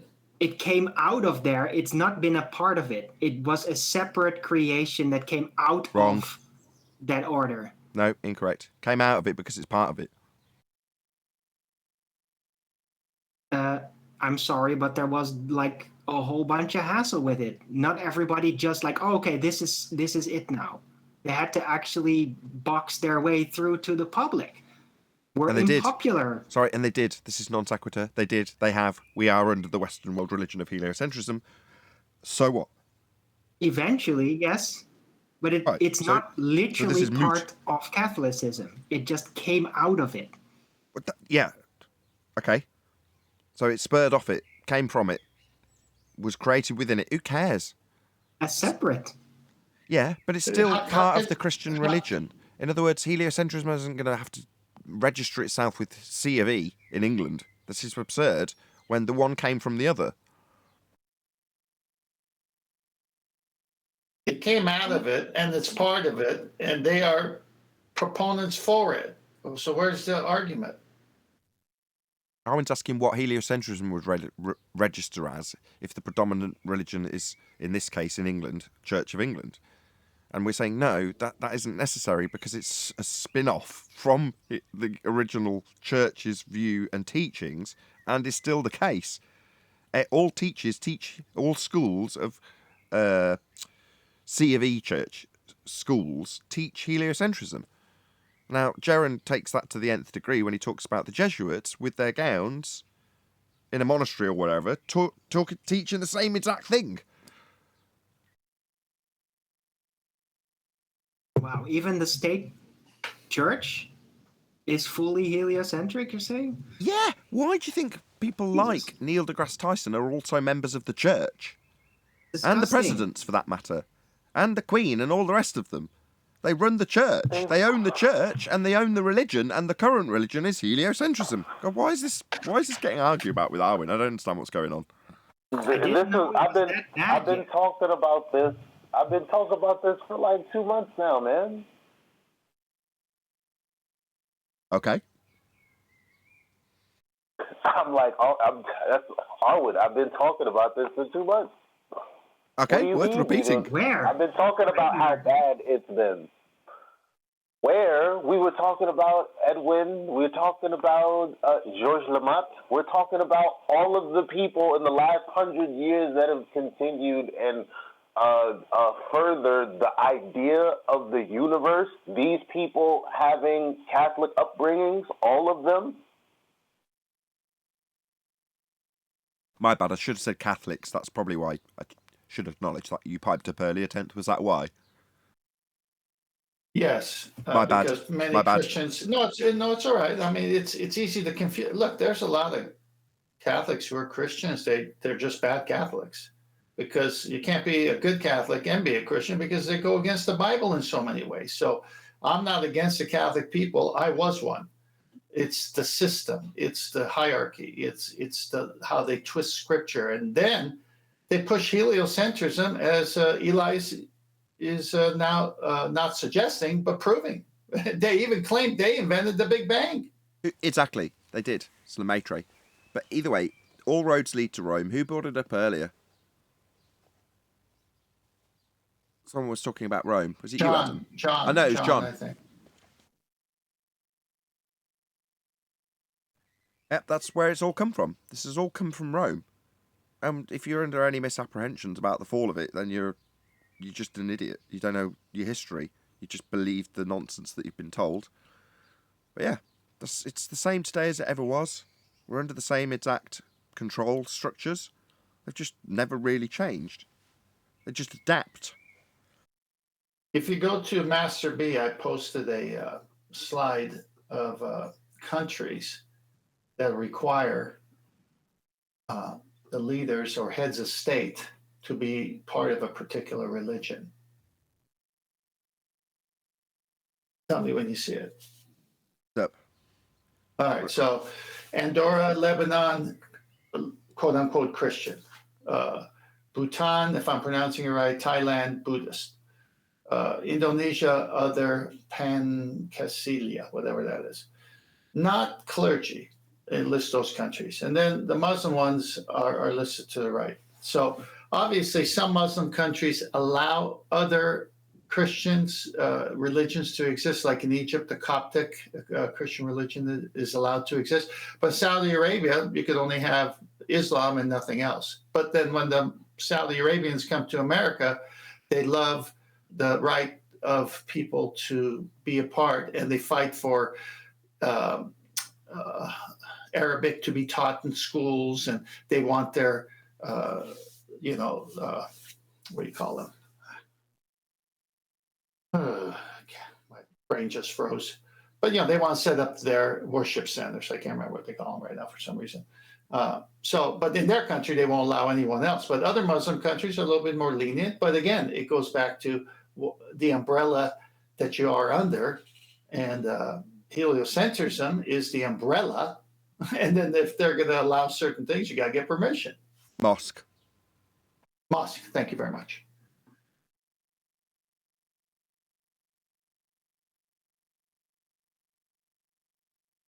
Yeah, it's a very uneven description that you've just given, and I can almost empathise with it, other than the fact that it's been set up like that to be like that, so that people will oppose each other and fight, divide and rule.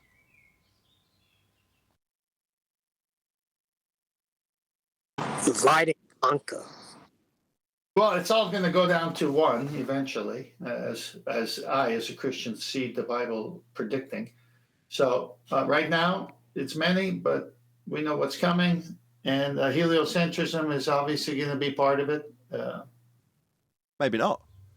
Well, I postulated many months ago that the reason for, coincidentally labelled appropriately in this circumstance, Scientology, which is just an offshoot of heliocentrism. It's the exact same foundation, with a few other crazy bits thrown in. But it's the same foundation. Well, I said that in time, there's a potential that that's been created so that you can have it funneled into a religion that leaves the ashes of heliocentrism as the one world religion behind. But there's going to be plenty of people who still want to be part of that viewpoint. Therefore, you need a nice little category that you can, stick them in after the fact. Well, I never dreamed for 1 minute that you just recategorise heliocentrism itself. I mean, I'm still digesting this information today, but I am still slightly taken aback. I've got to take this in a little bit more. Is nobody else feeling that way about this? No, well, I don't understand What information? I was trying to. What information? Okay, hang on. The information that they need to be afforded protection as a religious group, and that if you refuse the tenets of their viewpoint classed as science, then you could be in trouble. No, get out of here. Where? It's a one-off at Berkeley right now with a white paper, and some kooky California politician floating the idea. That's where it's at right now based on the article. But Nathan, I'm surprised you're surprised, because you've always called it a religion. No, I've always called it a religion, but I never dreamt for 1 second that they would. Me. And if you Hey, Neil, I'm presenting it right now, again. Thank you, Neil, for keeping up over the top of the conversation.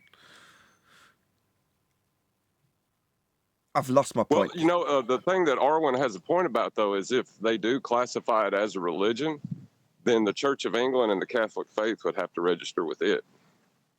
Yes. Yes, I suppose that's true. There you go. Hey, I'm late to the party, consequences. man. That was my What the entire hell's point. going on? Can you post this in? If somebody can post this in Discord I live posted it stream. to QE last night. Oh, you already know. Brian's explained this to you already. No, I really don't. I didn't see anything last night. I just woke up and I ran into this California politician thing. Yeah, That's they're just mulling it over. Can we read it? It's been read several times, but if you want to read it yourself again for summary, Shall that'll I be fine. read it out again? Yeah, fine. Whoever. All Go right. ahead, Darwin. So, the article is as followed from PBS. California politicians inspired by a recent UC Berkeley white paper are mulling over new proposals that would make the denial of science an infringement of religious freedom. Rejection of basic tenets such as evolution and the Big Bang could, in specific circumstances, be classified as a form of prejudice, intolerance, or abuse. Coherent. So they did it for us. The denial of their science right there, they classified it as a religion, like we already said, right? That's been our point the whole time. So denial of science. So they're treating, now if you put pseudoscience, if we were reading that, if you put pseudoscience in the place of science, then that's correct. That's coherent. Yes. And when Adam pointed that out initially, which was one of the first points raised, I said that contextually, in their colloquial use of the word science, they could argue without us pointing out how it's actually pseudoscience, that colloquially they're right. Now, obviously, that's everything we stand against and what we point out daily, but that's how they would square that circle in their own minds. In other words, if you're of the ilk that comes along and goes, yeah, well, of course they wouldn't say this. Pseudoscience is, as stated, science. They just brush past it like that didn't mean anything. We're pointing out, or have been in the show before you got here, that for us, if this mulling over turned into something that actually could lead you into being in trouble, we wouldn't have any issue. We'd go, well, it's not science, and here's why. But if you didn't know that, then you might have the deck stacked against you without realising it. So for that reason, the importance of sharing Quantum Eraser's Science Shows, this show, in that regard specifically, so that you do know what science is, should this ever come to pass, was the main topic of discussion, Huey. There you go, you're up to date. Yeah, excuse me. Rejection of the basic tenets such as evolution and the Big Bang. What is evolution and Big Bang basic tenets of? Well, we looked up the definition confused. of what a tenet is, and it's the idea in a belief or philosophy. Yeah, be careful The now. characteristics. You're threading tenets prejudice are- grounds. Oh, God. Tenets are basic characteristic traits of the overlying mother child. What's the overlying mother child here of evolution and the Big Bang? Basic tenets. Heliocentrism. Basic Or tenets. nature creates everything. Are they saying rejection? Are they saying the basic tenets of science are evolution and the Big Bang? Is that what they're saying? No, that you got it right the first time. If you're paraphrasing the word pseudoscience, then the whole statement makes sense. But because colloquially their pseudoscience is called quote-unquote science, that's how it's been phrased. But they're not saying denying the basic tenets of science as those things. They're just phrasing it in the way your average normie would. Yeah, I'm not following. Well, no one pays attention to Berkeley anyway, ever since Timothy Leary. Yeah, I posted. But I think that you're right. I think that they are saying that those are the basic tenets of science. But like we're all pointing out, what they mean is this heliocentric religion, not natural science, or Yeah, they wouldn't be that's what tenets they of mean. science. Even their science, they wouldn't be basic tenets of it.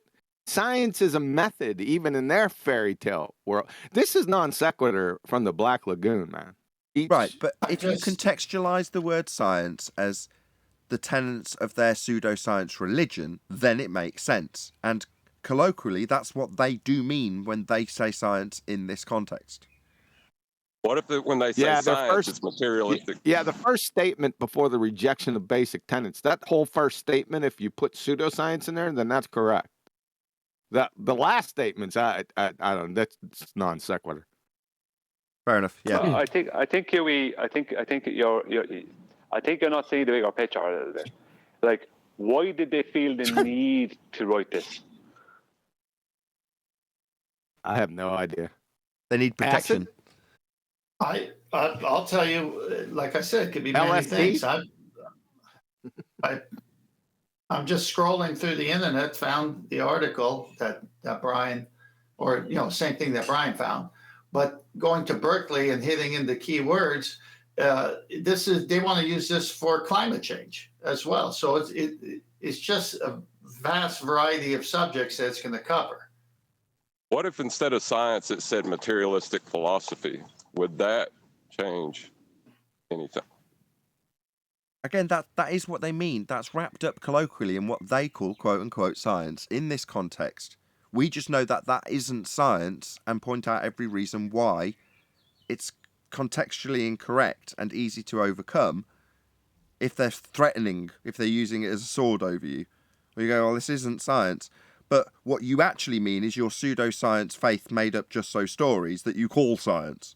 That's what the word science in quotes means in this context. But that's what we would say to it, not what they believe when they wrote it. Yeah, but I mean, if you take it as a philosophy, right? If you take science to mean a philosophy, It that says could be really dangerous. Yeah, but that's what it says that's what you look up. That's why I looked up tenant. That's what it means. It's an aspect of a philosophy. Yeah, it's an aspect of the primary subject matter you're talking about. So this is, it's really non sequitur, because the prodigy, let's just for a second entertain that science is what they say it is. The prodigy that comes from it is not it itself inherently. You following me? Yeah, you can't have a tenet of something that's representative of itself in the whole, because the thing that's followed it isn't the thing that it's representative as the whole. Exactly, you got it. That's why this is really non sequitur. Who are they still on acid? They're just fishing for religious protection, it seems. Yeah, this is really, really strange. But So you would guys anyone disproved argue the planet that already, right? the Big Bang? They need religious protection from QE. They saw his channel and was like, hell no. I just like to Would stand anybody- there and prosecution. I'd just like to stand there and prosecution rest on incoherence right there. As for it's a muddled, saying it lightly, canvas here. I can't even get anything out of this. Well, let me try to recontextualize it. Is the Big Bang and evolution tenets of a materialistic philosophy? Yes. Yes. So now it will be a crime to challenge those tenets. Well, is it not a mathematical philosophy?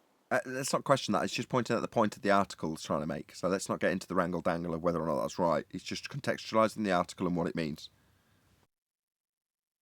It might mean that we have the maths, so that means it's science and proven. And they can bamboozle people with maths. And anyone who goes against them, they can say we have the maths. Yeah, the expansion of the statement infers that, and we know that. And the people who would be subject to it if they were, wouldn't. Yes, Brian. What with the math? Not math. All the maths they have for all their nonsense. No, I'm talking about the math of evolution. For one, math has nothing to do with science. We all know that. Secondly, the math of evolution. What's the math of evolution? Evolution? What's that? That's what I'm saying. It's 420, man. I don't care if you can even define it, which you can't. I'd still like to see the math. I have yet to see that. I've been out here battling that nonsense for over a decade. I haven't seen any math. Doesn't Mr. Garrison do the maths of the retarded fish monkey for the South Park children? Retarded fish frog falling out of a monkey's butt. There you go. That's maths right there, isn't it? I don't know, man. This is a really muddled composition. I can't get anything. I'm really confused about this. Maybe it's too early in the morning or something. You just don't understand. That's it. It will all come down to how they define science within the law if this does become a law. It won't. I'd say it again, right? I said it earlier on the show, and you weren't here, QE, and I said it to you in chat. This is your past 6 years in this topic. This is your past 6 years, and whatever time you put in before that, being validated. This is why it's important to know what science is and how it's performed, and all the important details within that, as opposed to believing a load of rubbish from people who want to spout a load of rubbish. This is why. So you're absolutely validated today, and that's why you're confused. So you're saying that I've reached self-actualization here and I don't even know it? Yes, that's what I'm saying. Yeah, you got confused. Yes. You weren't expecting this. Do you see why, though? Do you see why he's saying that? Yeah, I think I see why from the first statement. Forget the Big Bang and evolution nonsense below. I think I see what you're saying in that first, the first sentence, that they're categorizing their science as a religion. Is that what you mean? Yes. Yeah, I see. I see what you're that's saying. what I hear. As soon as somebody read that out, as soon as I looked at it, I was like, "That's what I hear." It sounds like their science is no longer science and empirical. It's actually now a religion that should be protected. And if you don't protect it and you go against it, we can classify that as abuse. That's literally what I look at when I see this article. Also, it could get quite embarrassing for us if we have to explain this to you for much longer, because we spent about 10 or 15 minutes praising you before you were here. Oh, really? Approximately. timestamp? On a show that's not recorded yet. Well, I'd like to thank my friends, obviously my mom for having me. I'd just like to thank everyone. Rakia Life. Rakia, you in here? No, he's not. Oh, he is. Hello. My bad.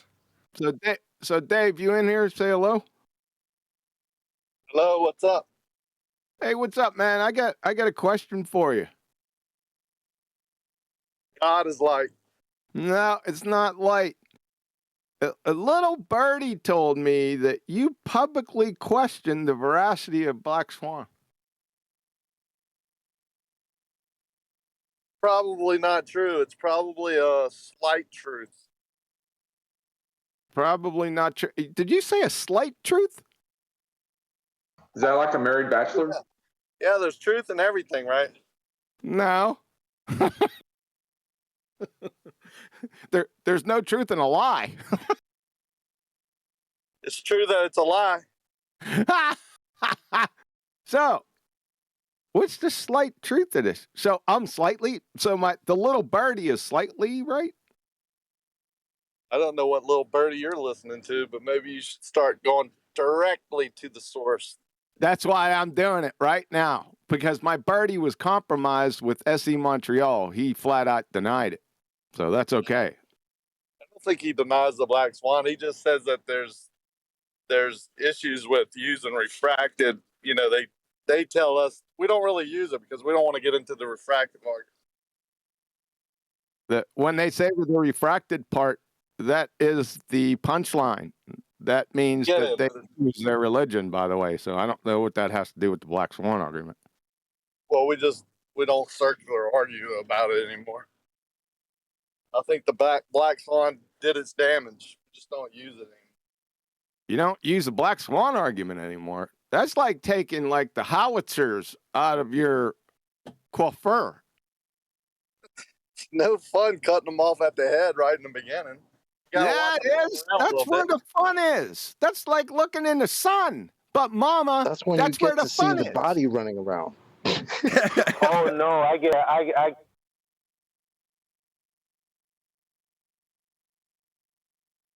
Black Swan whisper. It was fairly easy. I think that it's that you can't use the Black Swan against anti-flat earthers who said there are 2 and 3 and 4 and 5 and 6 horizons, and we still want to talk to them and have fun every day. I think that's where it's at. That's not what he said. Is that where you're at, Dave? I'm sorry. Go ahead, Nathan. No, I'm just saying that's not what he said, but I'd rather you just ask Dave. Yeah, I see. Yeah, we're having a little fun with them. The Black Swan is too quick. It's like a samurai sword. We like using a dull knife every now and then. Hold on, You think that's quick? Hold What on, about hold on. I'm really elevation confused, angle? Dave. Sorry, something adding up here. Right, you're singing the praises of the Black Swan now as being too good, but from the impression I got from SE Montreal, that isn't generally the consensus. Nobody's saying, yeah, we don't like the Black Swan. It's just too good. That doesn't stack up. Well, he might have a different take on it. I don't think we see too far. If that's what I think we see exactly what we see due to the conditions of the day. The Black Swan is one of those. You can't ever see past a physical object. So that debunks the globe. Okay, all right. But the objection, we'll talk in the third person just for ease. So when SE Montreal suggested that, as you've suggested or paraphrased, that as a rebuttal, refraction leaves you going round and round do-si-doing with anti-flat earthers, am I correct in that? Yes. Do you appreciate circular argument? Do you appreciate Q said earlier that it's the punchline? Do you know what he means by that? Sure. What does he mean by that? That the refraction is the argument. Like if he brings refraction in it, then it's over. Why? Not physical. Is that what you mean? Yeah, if the horizon's refracted, then they don't have a geometric horizon anymore, and their claim is a geometric horizon. I agree totally. But that's not the final punchline. The final punchline is the fact that their refraction that they have to use, that they must claim, is based on the horizon being geometric and being measured to. So they can't claim refraction after they have admitted that the horizon is not geometric. Because they can't claim it's geometric because it isn't. That's Okay, the so punchline. just for my benefit, did you appreciate that when they say refraction, they're talking about terrestrial refraction? Yes. So then there is no issue here, QE. Nope. I want to bring up Nope. an issue then. Now the birdie. I'm going to talk to this birdie because he's giving bad information. They're moving the horizon behind the geometric Limitation. Yes, correct. limitation and then lifting it up. It's ridiculous. Yeah, or to put it another way, they've got a hill called Earth Curve that blocks things behind it. A physical hill in the way. But then the black swan shows the hill that's supposed to be in the way is behind the things it's supposed to be blocking. Absurd. Obviously, it's not Earth Curve. Obviously, that hill isn't representative of a geometric limitation called Earth Curve. The horizon is an Earth Curve. But it's Can I worse bring than my that. issues up? Sorry, Can I bring one my second, issues John. up with the black swan? Yeah, Okay, one I had second, John first, one second. Brian. Just one sec. Go on, John. You had an objection. Go ahead. Yeah, I do have an objection to the black swan. Since his latest argument supersedes it, you can't argue Earth curve without contradicting the elevation angle measurement. So how do you ever get into the black swan now? I'll tell you how. With an example, if Adam's listening, he'll probably back me up with. If he's not, he'll just listen after the fact and kick himself. So, where do they get a geometric horizon? Well, they have to impose one, and they haven't got one anymore. So, the way the black swan is still dovetailed into the elevation angle argument is because when they're trying to acquire a straight line to a sphere, they will do that with that tangent, with that straight line. And what precisely is that? Well, it's the geometric horizon that's debunked by the black swan. So in that instance, we've got an example that will be forever dubbed that example because he was, to my knowledge, the first person to do this publicly, which was Ruhif. So 2 years after the black swan, we point out the elevation angle argument. He then draws a straight line to a tangent point, aka a geometric horizon, to go from there. And Adam chuckled his little head off and went, excuse me, black swan. Yeah, I've got a straight line to a tangent point called Earth curve. That's still non sequitur because the celestial sphere model has the angle from your feet and going along the ground to the horizon. So how do you invoke a geometric horizon in that? You don't. When the angle starts at your feet. You don't, but I'm saying that that's what they'll attempt to do. They'll sidestep that as Ruhif did. You're right, you can't, as on screen now, if that line along the base is to the horizon, which it is, then you haven't got a dip with a straight line to a geometric horizon to account for, and further to that black swan, you haven't got a geometric horizon to measure. So you're right, it's kind of non sequitur. It's just an add-on that is relevant because they're drawing a line to a horizon. But you're saying you couldn't have done that. You didn't need to justify how we've debunked that straight line because when you draw it out in the celestial sphere model, you're not doing that. You're just drawing out a flat baseline, correct? Right. Yeah, it starts at your feet and it goes to the horizon. But having said that, I still love the black swan. It's what made me see the globe wasn't measured. So I can only refer back to the amount of fundy arguments I've had. We will get to you, Brian. Where it's got to that point where you're arguing about the elevation angle argument, and then they start to draw lines to the geometric horizon. So they've got to go somewhere, and in spite of you saying, well, they still couldn't have done it, and you can point out how they can't because it violates the celestial sphere model. Okay, yeah, you're absolutely correct. But they still do it. And knowing the black swan argument means you can laugh at them and say, you got a geometric horizon again, eh, black swan? Isn't the Can I go ahead now, Nathan? Yes, sorry, Brian. Angle another way of bringing in perspective? Dave Rakia is trying to say something. Dave, I think your mic is a little bit it's waxing and waning. Is it better? I'm in God's country here. Yeah, go ahead. Yeah, Dave. you're fine now. Go ahead. Isn't elevation angle another way of bringing perspective? I didn't catch that, Nathan. Did you catch it? No, I didn't. No, Neil rumpus through it. So I'll get back when I'm in a better. Okay. Better. Okay, we'll try once more. Brian, go ahead. Yeah, I just want to. Yeah, we should move on and talk about the elevation angle argument. But the most important point to do with the black swan is being looked past, I think, here. Most people on our side and the majority of people on the opposing side still don't understand this point. When they want to have a refractive argument that goes around in circles with one of us, right?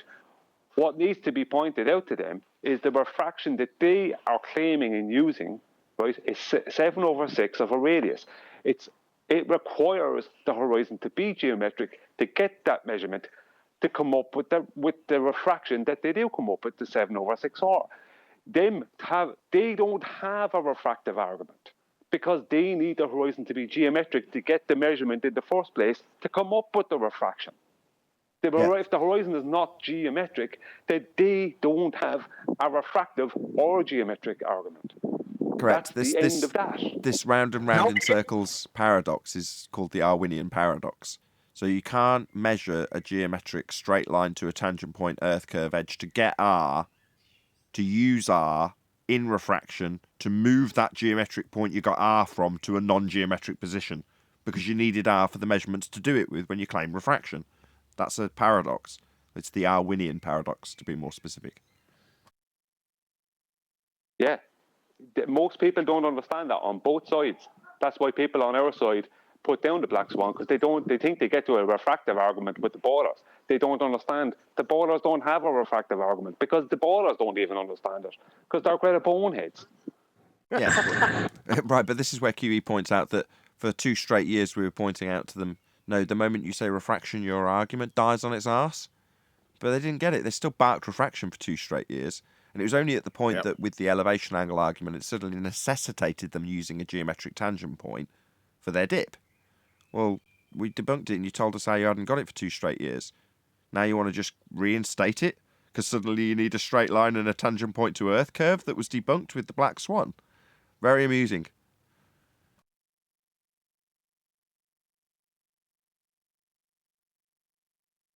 And that's why we're all laughing, because you see how funny it was? Yeah. Thanks, guys. Freaking hilarious. Yeah, so sorry about that little sidebar. SE Montreal, was there a little birdie with, were your ears ringing? For what? Because we just brought you up just randomly and now you show up. No, I was just posting of one of my videos and I saw Rakia and I go, oh, let me see what's going on here. I saw everybody's over here, so no, I didn't, there was no ringing. All right, fair enough. And sorry for the sidebar for everyone. I know we were on the UC Berkeley Timothy Leary article. If we want to get back to that, that's okay. May I ask what you brought up? That's boys here. That you're a heathen? He's a heathen? No, not at all. No, I'm just No, we don't like that you don't like this black swan argument for some reason. You understand it, therefore we can't just point out that you're dumb and don't understand it, which is irritating. What the hell are you talking about? I have no beef with the black swan argument. I have a beef with the sexton argument. Yeah, you just got it backwards. Now that is an outrage. Get my beef straight. Get my beef straight here. Okay, what's your issue with the sexton argument? No, I don't have an issue. All this came up in 24/7 when I was telling Gospel Bearer that there's issues, not issues, but the argument has not flaws, but it's open to argument. And I use the black swan as a solid argument. And, that's where all this started from. I see. Yeah, you have a word with that Twilight Zone. birdie. He was here the other day saying this. What are people sleeping? Yeah, you already went over this argument with him. Yeah. My bad. It is a following day, remember? Isn't it? It's 24 hours have elapsed. He had an issue. he had an issue with the Flat Earth book, or I'm sorry, not the Flat Earth book, but the heliocentric globetard almanac book. Remember? Ah, yes, I do remember now. Okay. Yeah, Kevin Bacon. And If you remember, have a these are not my triangle, a Francis issues. right Bacon. These angle are triangle. Francis Bacon. these are Roger the Bacon. issues that people bring up. That's all I was saying. These are the issues that the ballers bring up, not my issues. Well, right. If you 1 second, if you have a right angle triangle, and the baseline of that right angle triangle is 2,700 nautical miles in length, and the baseline of that right angle triangle is assumed to be the surface of Earth, and that is going to be the measurement that you're going, one of three measurements that you're going to use to find your location on Earth and then navigate your way across it on the sea.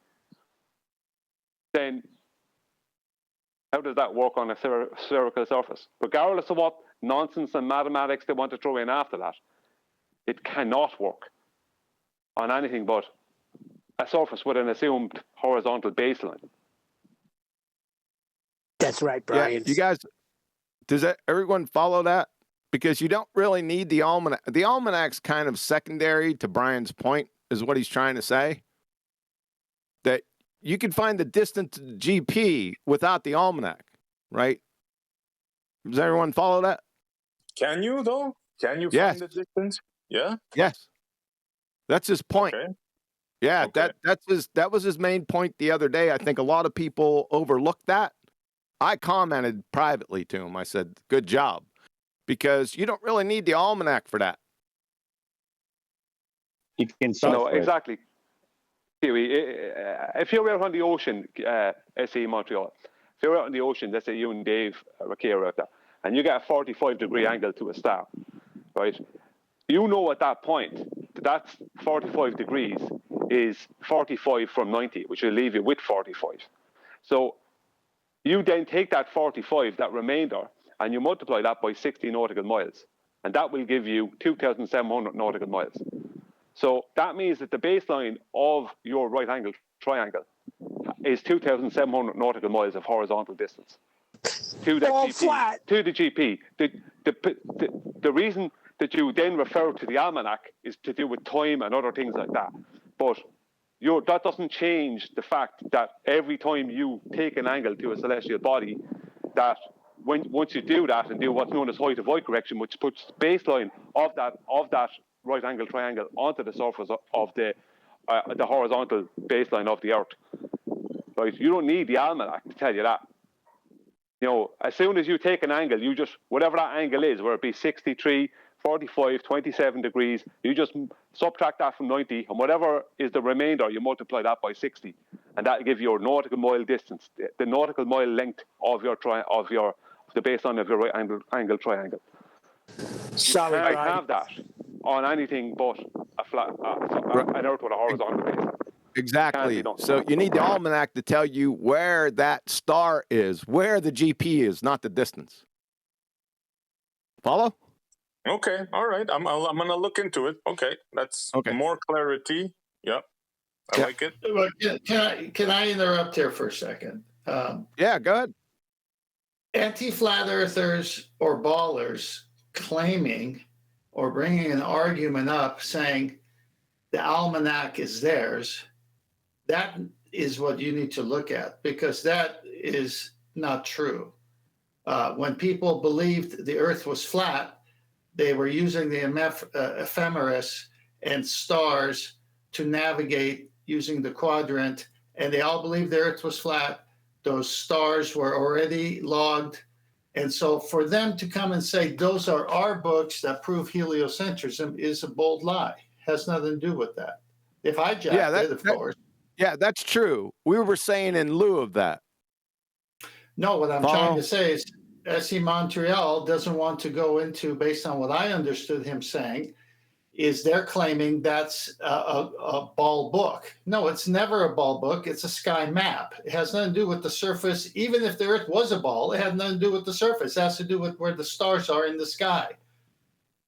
That's correct. I know that. I You're said right, Tenth, but I've heard them use that argument. That's all I'm saying. That's And that's it's not an argument. Hang on, Neil. And that's exactly what I'm commenting on. Now, let me ask you a question. What other false arguments have they used that you don't give them precedence over and you call them out on it? This is the same thing. You're going to have to call them out on it and say, okay, how about all the people that used the almanac that was there through the ephemeris, because that's where the almanac comes from, and all the ancient navigators who used the stars and believed the earth was flat like the Portuguese? What do you say to that, baller? So now you're going to catch them lying and hijacking the almanac like they did science, and they'll be exposed. Oh yeah, I bring up things. Don't worry, Tens. I bring up the Polynesians. I bring up the other day, like I brought up the Antikythera mechanism. There's also the Cretan. I forgot the name of it. It's the oldest computer, 4,000-year-old.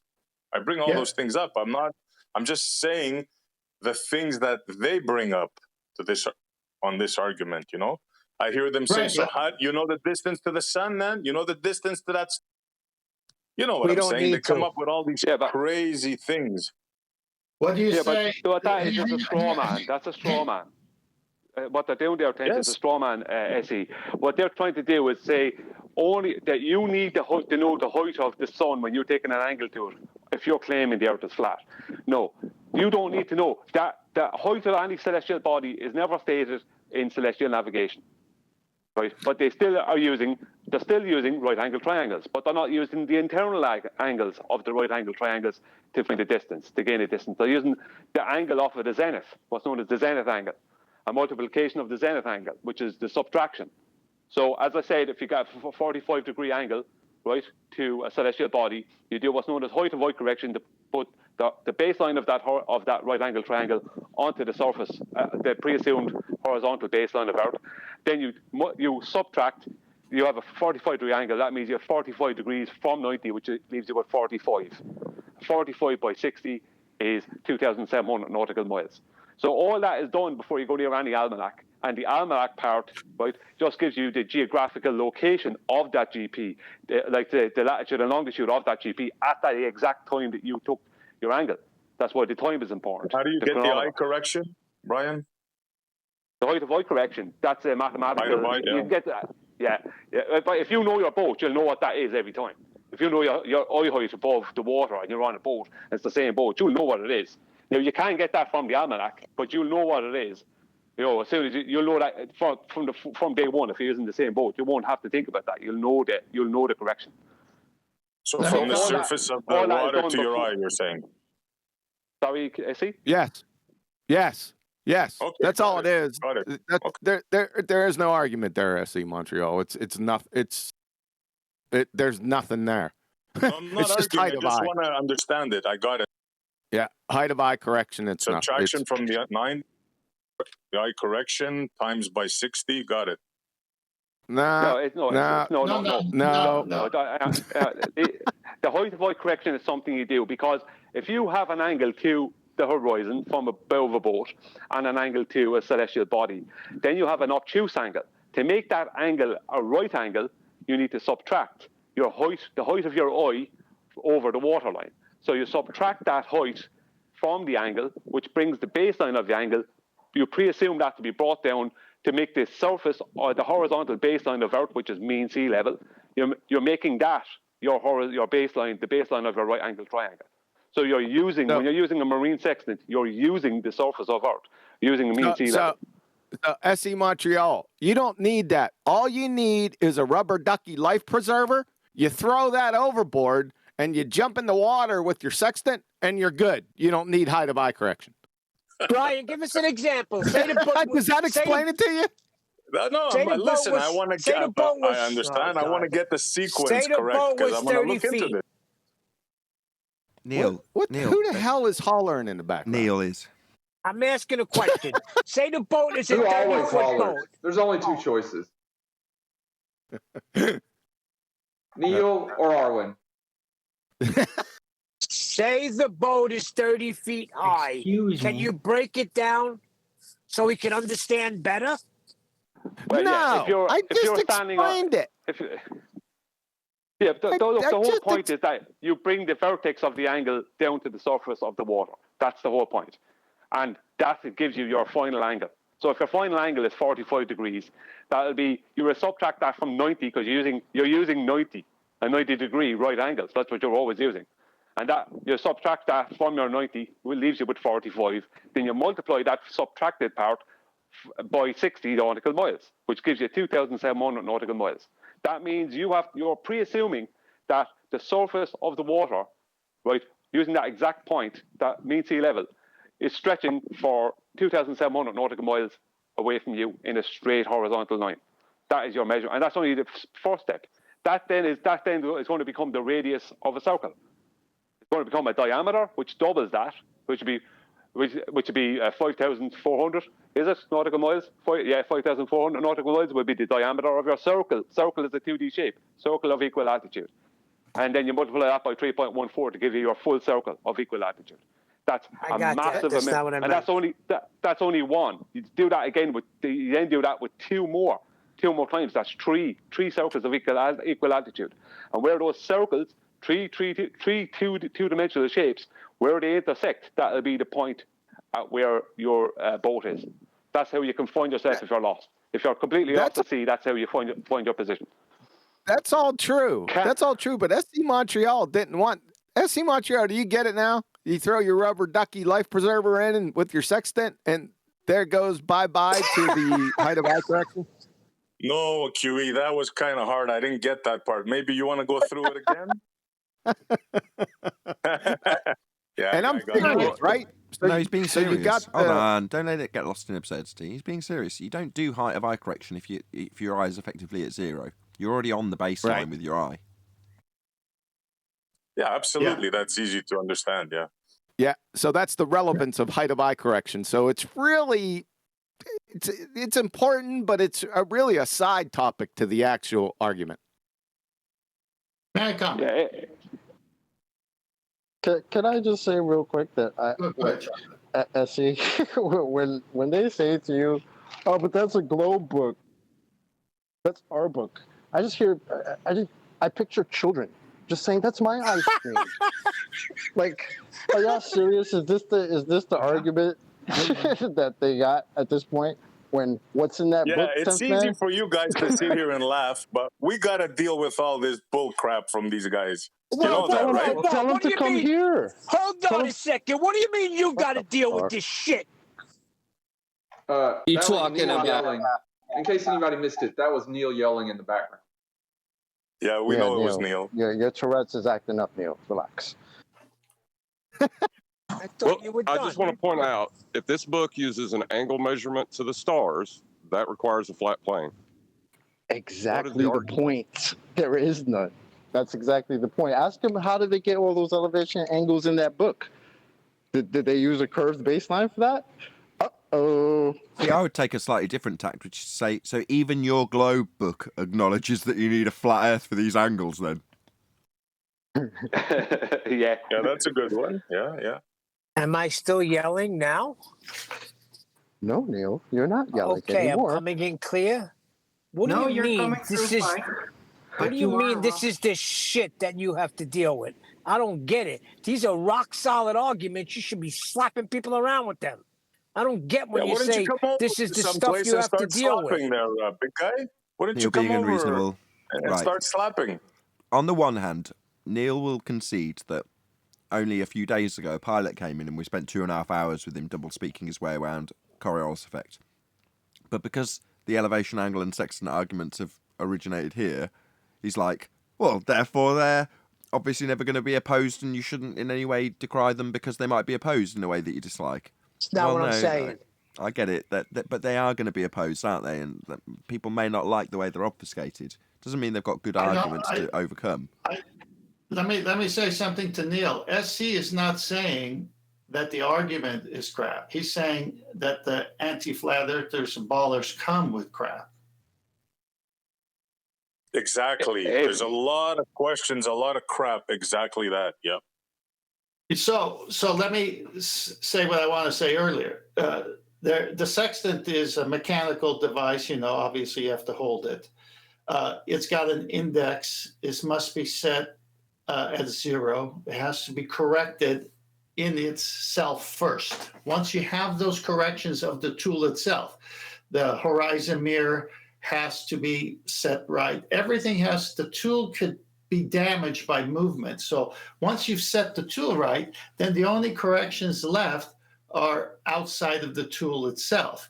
And Brian and all of celestial navigation that he was saying is you need to establish a right angle. That's why you minus from 90. So when you take a reading of a star using a Mariner sextant, using the horizon at sea, you have to do height of eye, which means where's your eyeballs when you looked at that star? Were you 9 feet above the ocean surface? Were you 30 feet above the ocean surface? Because you're going to have an obtuse angle. You need a right angle. So you bring your eyeballs down by minusing that 30 feet or 9 feet to make that right angle true as possible, because you got to minus from 90. And the only way you can have a right angle is to have a flat, straight baseline. It can never work on a curved surface when the GP of the star, sun, or whatever of the 64 navigation stars that the Air Almanac uses is 4,000 miles away. That means if that's the case, and they do it all the time, which they do, that's 4,000 miles of straight ocean. So the tool is an angle measuring device. It cannot work with a curved baseline. And all the corrections are to make something happen called true altitude, which is 90 right angle. Hope that clears it up. Right, but you get the stars that you're measuring though, right, Tenth? They're in a book called an almanac, right? Correct. That's a globe book, right? No, that's from the ephemeris, from astronomy. And they've been studying that for thousands of years. And they've known about them, and people used those in the past before the anti-flat earthers and the globers claimed it was their book. Right, it's a sky map. It's not. It has nothing to do with the surface of the Earth. Yeah, but it's still a globe book. I'm being that annoying baller. Go on, sorry. Who was that in Discord? Go on. Oh, my bad. I was just asking Tenth, what's the origin of what he said, of the ephemeris? Astronomy.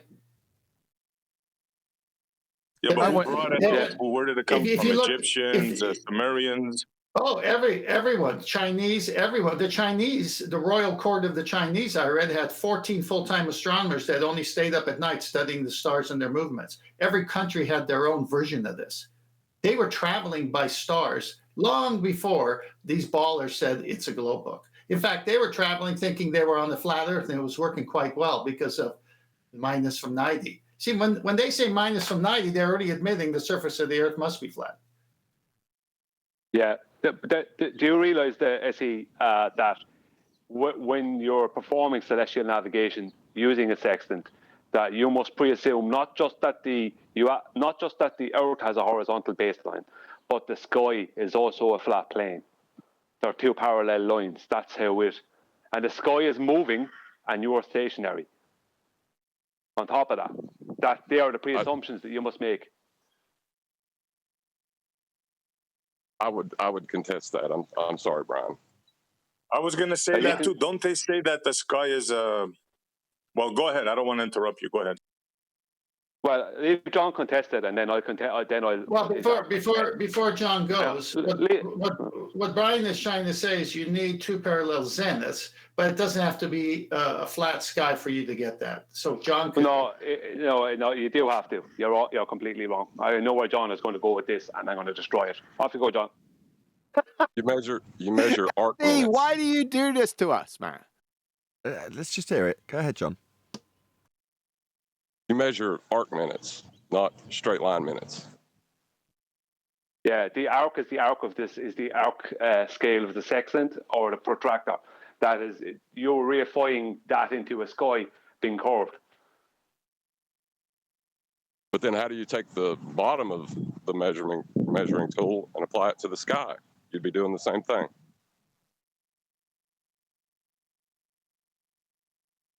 Say what?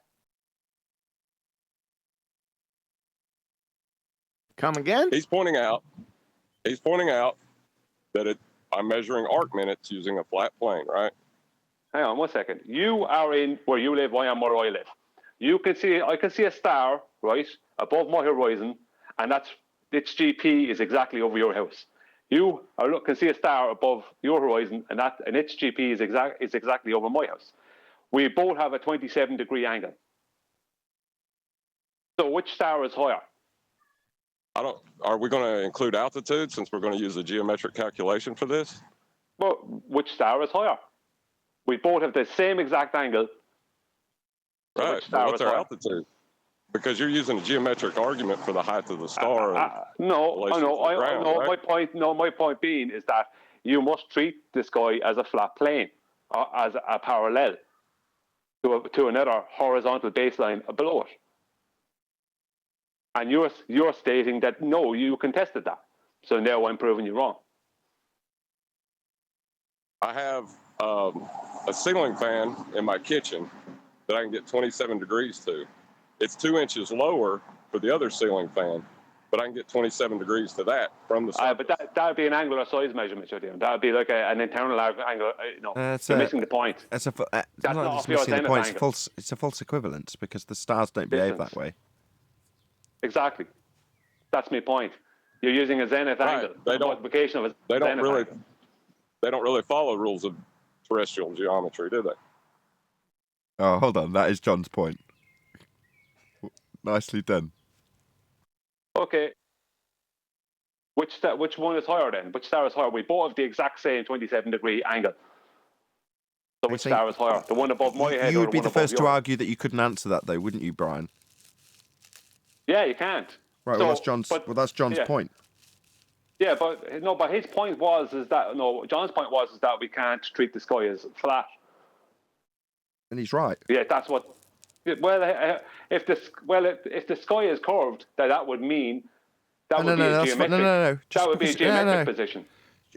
You can't treat it as anything if it's got a moving target in the respect to what's being described as parallel to the ground, and that obviously changes with what you're measuring.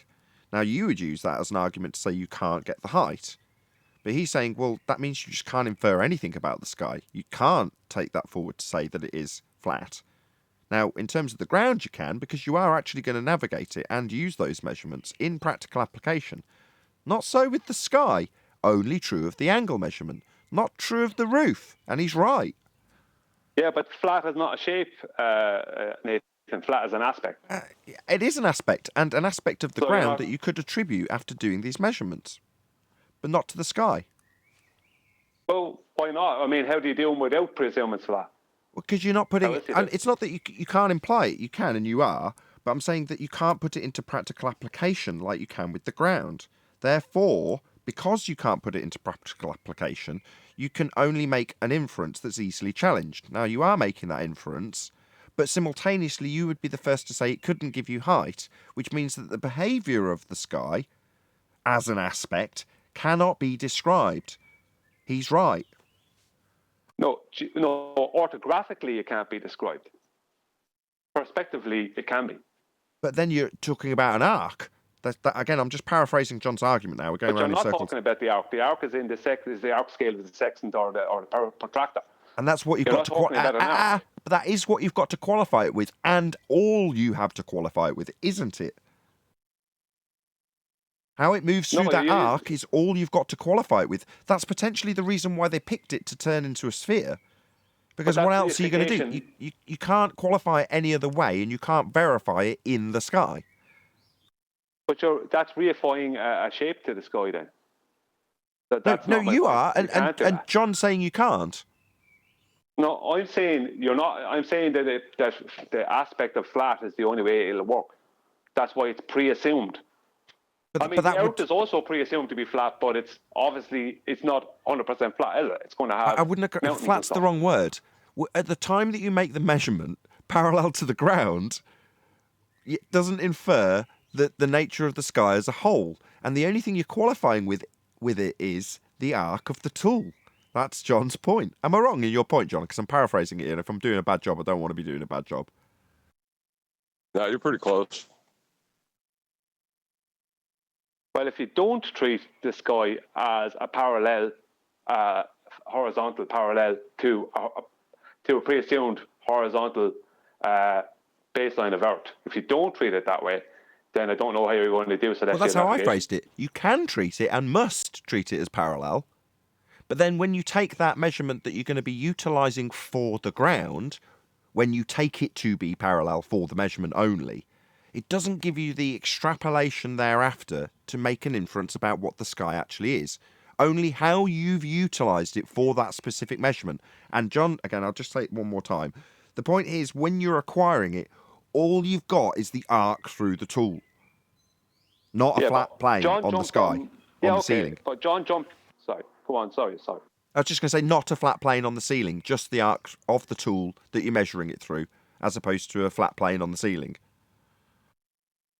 Yeah, but John John said he disagreed with what I said. But what I said was, you have to pre-assume. You're not proving, you're pre-assuming. Difference. Yeah, utilisation of it as a parallel with the ground is a must. I won't ever disagree with that. It's just the extrapolation thereafter, you haven't got enough logic, you haven't got enough physical inference to take to infer anything. No, but John, I'm not making claims about a shape to the sky. An aspect, I'm saying how you an have to aspect treat is it. the same. If you imply an aspect of the ground, I can't have that aspect alter as I change my elevation in terms of where it physically manifests. The ground won't do that because it's a physical aspect, flat in topography, in layout, overall layout, not topography. Well, again, I can't make that statement in any way with the sky. All I can say is when I measure through the arc of the tool, what I'm measuring of the sky when minus from 90 to give me a distance along the ground would be used as a parallel to the ground when I use the angle of the light in the sky. But that's a lot of disclaimers to make it clear that I'm leading away from the inference that it's a plane in the sky, a plane aspect to the ceiling. It isn't.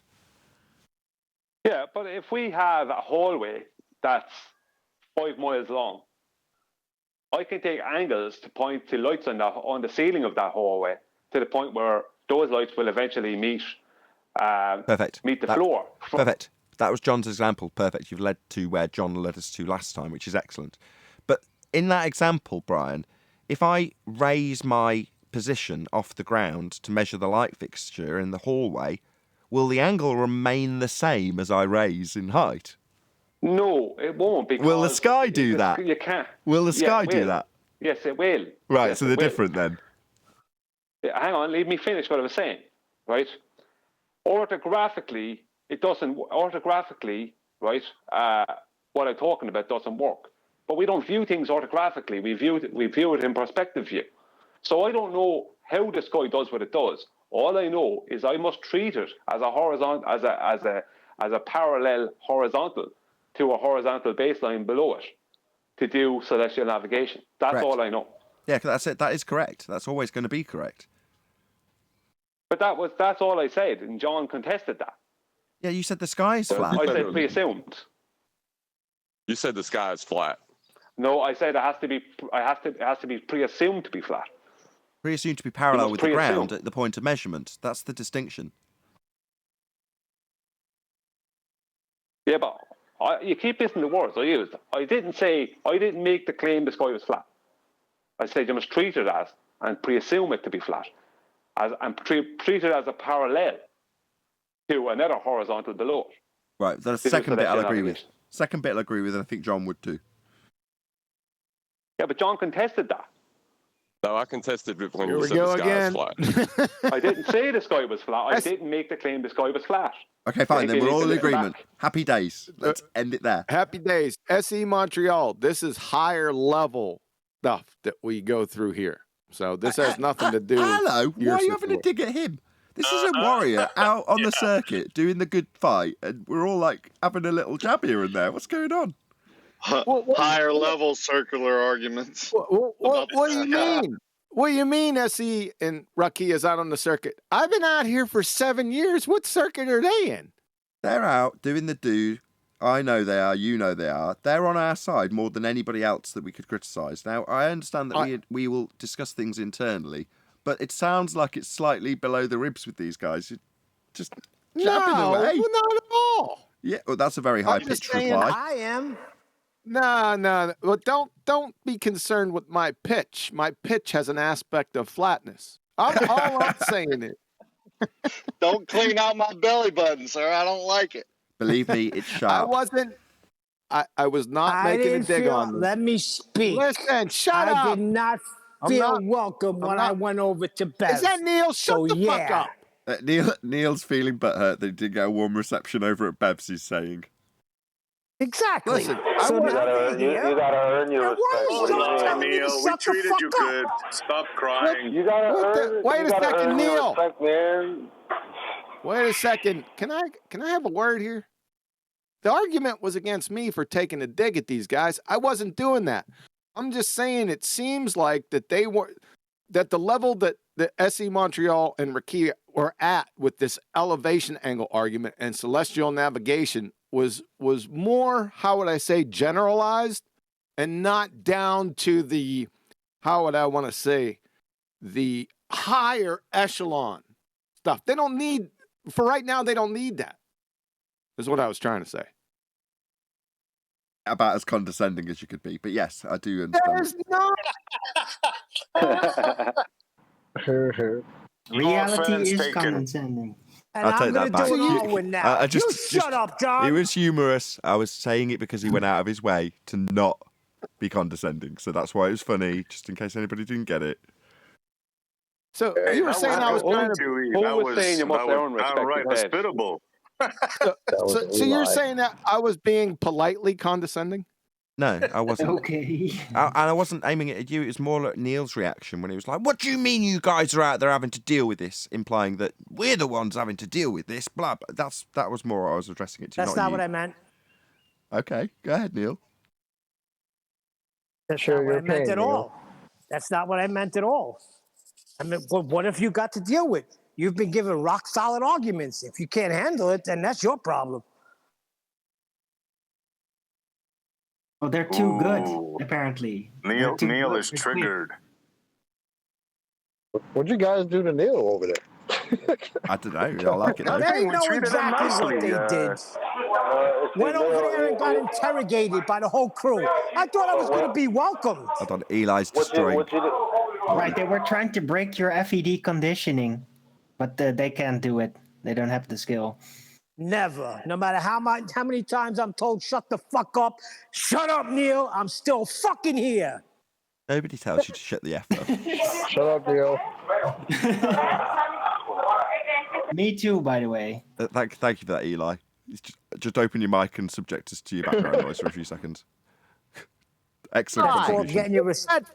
But Eli. the last time I was trying to talk to Dave.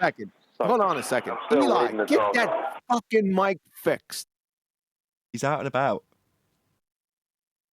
Man, it's hard enough as it is.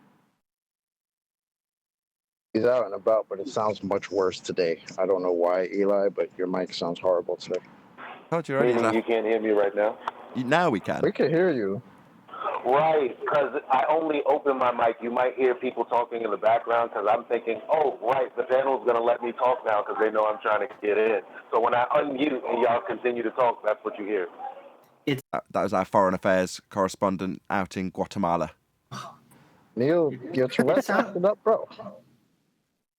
It just sounds with Elijah's mic like he's talking through a 90s phone that's kind of almost going to die. Yeah, that's nailed though, Elijah, because what you're doing is you're opening up your mic to a load of Manhattan noise just to for us to have to leave you to talk. Whereas I open up my mic when I'm in a quiet place and I make sure I am to talk, and then it closes straight away. So Eli, Brian's basically an angel. I mean, he never does anything wrong. I don't know if you can see that's exactly what I'm doing. Is I'm closing my mic, but when I open it thinking, oh yeah, they know I'm waiting to talk, that's what you hear when you guys continue to talk. It's like, oh, let me close my mic now, because I thought, Well, there's noise coming through when you do that. Okay, can we just draw a line under this? Okay, I'm thank always you. at work. It was more So interesting healing. Yes, Hello. It was more interesting hearing Neil's outrage, because we didn't actually get to the point of why he was outraged, other than him being apparently not getting a warm welcome at Bev's. But other than that, I haven't really understood why Neil's outraged. He's Well, I was butthurt. trying to We didn't treat him get good my enough. perspective. Oh, done, Eli. Go ahead, Neil. What do you want me to tell you? Why you're I went outraged? over it a million times before. They have a problem, fuck all with an angle. There you go. Well, that's Bev. Let's get real nitty and gritty. And that's Bev Yeah, Bev and that's specifically. where they were. Okay, well, in that regard, with Bev specifically, what QE said in that regard applies directly to Bev. He didn't really understand the argument. Okay, so he's not really in a good position to be critiquing the argument and saying it's no good if he doesn't understand it. And, I tore a strip off him for that, pointing out that he'd be lost at sea and then die and blame the navigator because he didn't know how to use a sextant or use an angle. Either way, the point in that regard is true for one individual. But my question put to you was because you were expressing that outrage to Dave and SC Montreal. They were both on board the day I was in there. All right, they want to play stupid now. They can play stupid now. I see. That's fine. So your outrage is because they didn't. I'm trying to add my opinion. Okay, Eli, thanks. Hi. Subtlety, eh? Thank you, Eli. Yeah, but so they didn't white knight for you and defend your valor or whatever the word is. That's your issue. No, they were chiming right in. So it's fine. I know what the problem is. Neil, I know what the problem is, right? Bev didn't understand, just didn't, and still doesn't understand the elevation argument. So he puts it down. And anyone who tries to talk to him about it, he puts them down while he's talking to them. And one because guy. other people, because other people who are on the panel with Bev, right, didn't understand, I can only say didn't at this stage, understand the elevation argument, they would have joined in with him. But once you understand the elevation argument, there's nothing to put down. You can only build it up. I want to hear them talk. Okay, that's fine. That's fine. Let me hear them talking about it on Bev then. Let me join Bev and hear them break down the elevation argument. Why? Sorry, what the hell is going on? Sorry, you feel that You can come tonight, Neil. I invite you. We have a show tonight at 3. You're invited, bro. Calm down, man. Or you don't need to get excited. My outrage is at the suggestion that I'm gonna just go. The reason, the real problem, Neil, is that prejudice. That's the problem.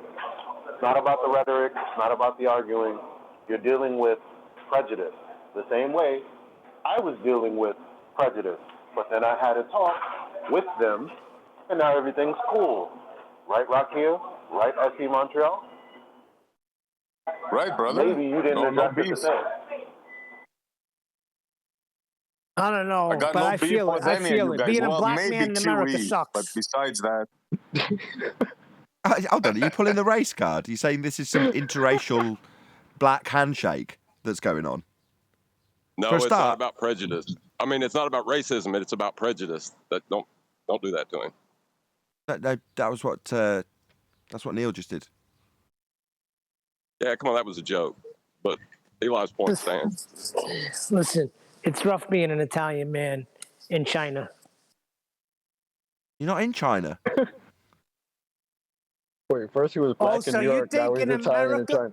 Wait, so you think in America you're not in China? Oh, okay. Where did we get this guy? Marco Polo didn't complain. Is the point? We're getting lost here, away from the point. Yes. Has the point been clarified? Bev is ignorant of the elevation angle argument, so he puts it down, and anyone who wants to talk to him about it, he puts them down in the process. I know because I spent 2 or 3 times trying to talk to him about it. Yeah, but what are you going to do? Yes, that's it. Hang on, Nathan, hang on. That is the problem. That was the problem when Neil went there, and the problem was that other people on the panel with Bev were also ignorant of it, so they joined in with him because they believed that what he was saying was true, but it wasn't true. Bev has been very right about a lot of things, but he's wrong about that. And that's the facts. I'm sorry. So how do we remedy that? Kumbaya. The same way I remedied it when I went over to Geo's. What did you do? You go over there and explain it. And then you go over there and provide an argument, and then you challenge them to provide something. And if they don't have anything, well, they look stupid in front of everyone. Right, so you be a good ambassador like I was. You go and tell that fucker I'll kill people if he doesn't understand this argument. Nathan I flipped did out on 3 that. times I I tried to remember talk to that. David. Oh, man. That was funny, yeah. Hey, SC, why don't you book a big group at a Chinese restaurant? Let's all meet over there. America is not China. Yeah, I don't know man, where let's Neil's do got it, his bro. Let's batshit do crazy idea from, but no. Oh, you think America's not China? Okay. Yes, I do think that. I know that. Nathan, I hope you're right and I'm wrong, but we'll see. I am right and you are wrong. America isn't China. I've been to both. Wait, so I live in China? What the hell is going on out here? Neil thinks America's China. know, This is a man. very different sidebar. Nathan, sing the harmony song. It's time for harmony. Harmony? You're the one who caused all this. Harmony. Ding chong, ding dong. Technically, it was QE, but, you know, we don't like to blame him for things. Listen, I felt, I don't know, I knew these guys from here, from 24/7, and when I went there, I felt like I was being cornered. I wasn't being welcomed. There was a cold shoulderish type thing. So if they were ignorant to the argument, then fine. All is forgiven. Have you That's considered... how the world is, Neil. That's generally how people treat you when you're a stranger. When you're Italian? Hey, Neil, I got barred from 24/7 for this argument right here. Rightly so. Yep. That's a righteous I thing. brought up the sexton, and Paul Bearer, what's his name? Gospel Bearer, got all triggered and banned me. Like the flat Earth Me Too talk right now. Yeah, we're all abused victims. Oh, it's terrible. What did he ban you for, SC? Well, I was telling him that we were talking about the sexton argument, and much like what we were talking about before, the magic book and all that, and he flipped out. Didn't want to hear it. I mean, what? I think it was the point when I brought up the book. Like I told him, okay, you have the angle. Now, what do you do next? Who was it? Because, you know, if you come forward, then others might come forward, and that's how change will happen. Well, his name was Gospel Bearer, I believe.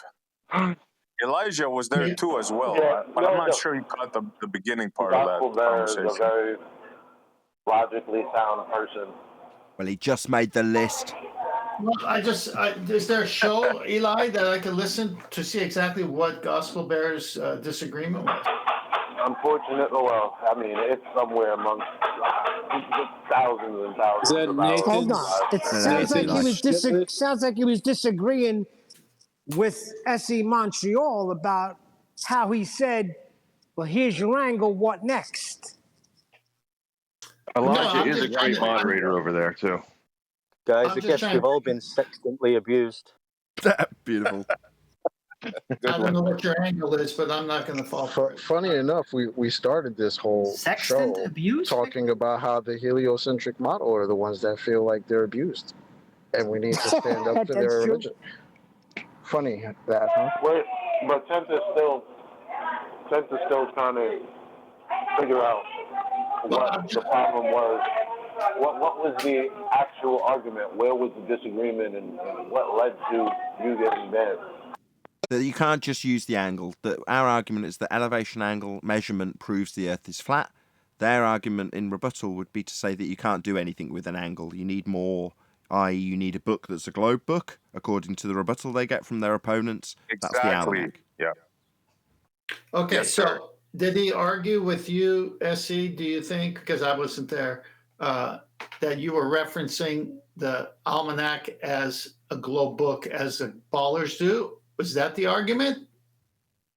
No, he wouldn't have it, Tent. From what I remember, he wasn't even, like, he was saying the angle is one thing. We can discuss the angle. Now, if you want to discuss the almanac, that's a different thing. And I'm telling him, listen, dude, I'm just trying to show you what the ballers are saying. and he wouldn't have it. He flipped out. Well, like for example, in the old days, the sun and Polaris and the moon sometimes, before all the other navigational stars. Again, this is just for me reading books that I bought on the subject. You know, it was fairly simple. Polaris pretty stationary, so you knew your latitude, just an angle to Polaris off the horizon. I mean, everyone kind of sees that. So you just need an angle there because you already know Polaris is north, and you already know in the northern hemisphere in their world, whatever that angle is, that's your latitude. And then the sun would be the noon sighting of the sun was very important for navigation. And then time, where was it at, say, for example, Greenwich at noon versus your noon. So if it's 3 o'clock noon for you, I'm sorry, if it was 12 noon for you, it's 3 o'clock at Greenwich, you're 45, that's 15 degrees times 3, so that's how much it's moved. So those things were pretty simple in navigation until the ephemeris was fully developed into today's almanac. Like the nautical almanac has close, if not more than 200 stars, but no one uses 200 stars, so they all go to the air almanac, which is 64 luminaries that they use. So, but the whole thing, it doesn't matter because you got to understand how it's done. The sextant is one key part of it, which is the tool for angle measurement. So it's an angle measuring device. Everyone's seen what angles are. You got to have two straight lines. So sextant's going to measure two straight lines meeting at a vertex to give you the angle. And what are you using? You're using the baseline of the surface of the earth, the ocean, in the case of a mariner with his dip correction, gets eyeball to the ocean surface. That's got to be one of the straight lines. And the other one's got to be your hypotenuse or your angle to the star, and they meet where you are. Yeah, and so right there, it's over. You don't need two straight lines. What's that? You don't need two straight lines. What do you need? Well, that was the guy yesterday. You can have a curved line meeting at a vertex. That's no problem. No, I'm not describing a vertex. I'm describing an angle. I heard you say vertex.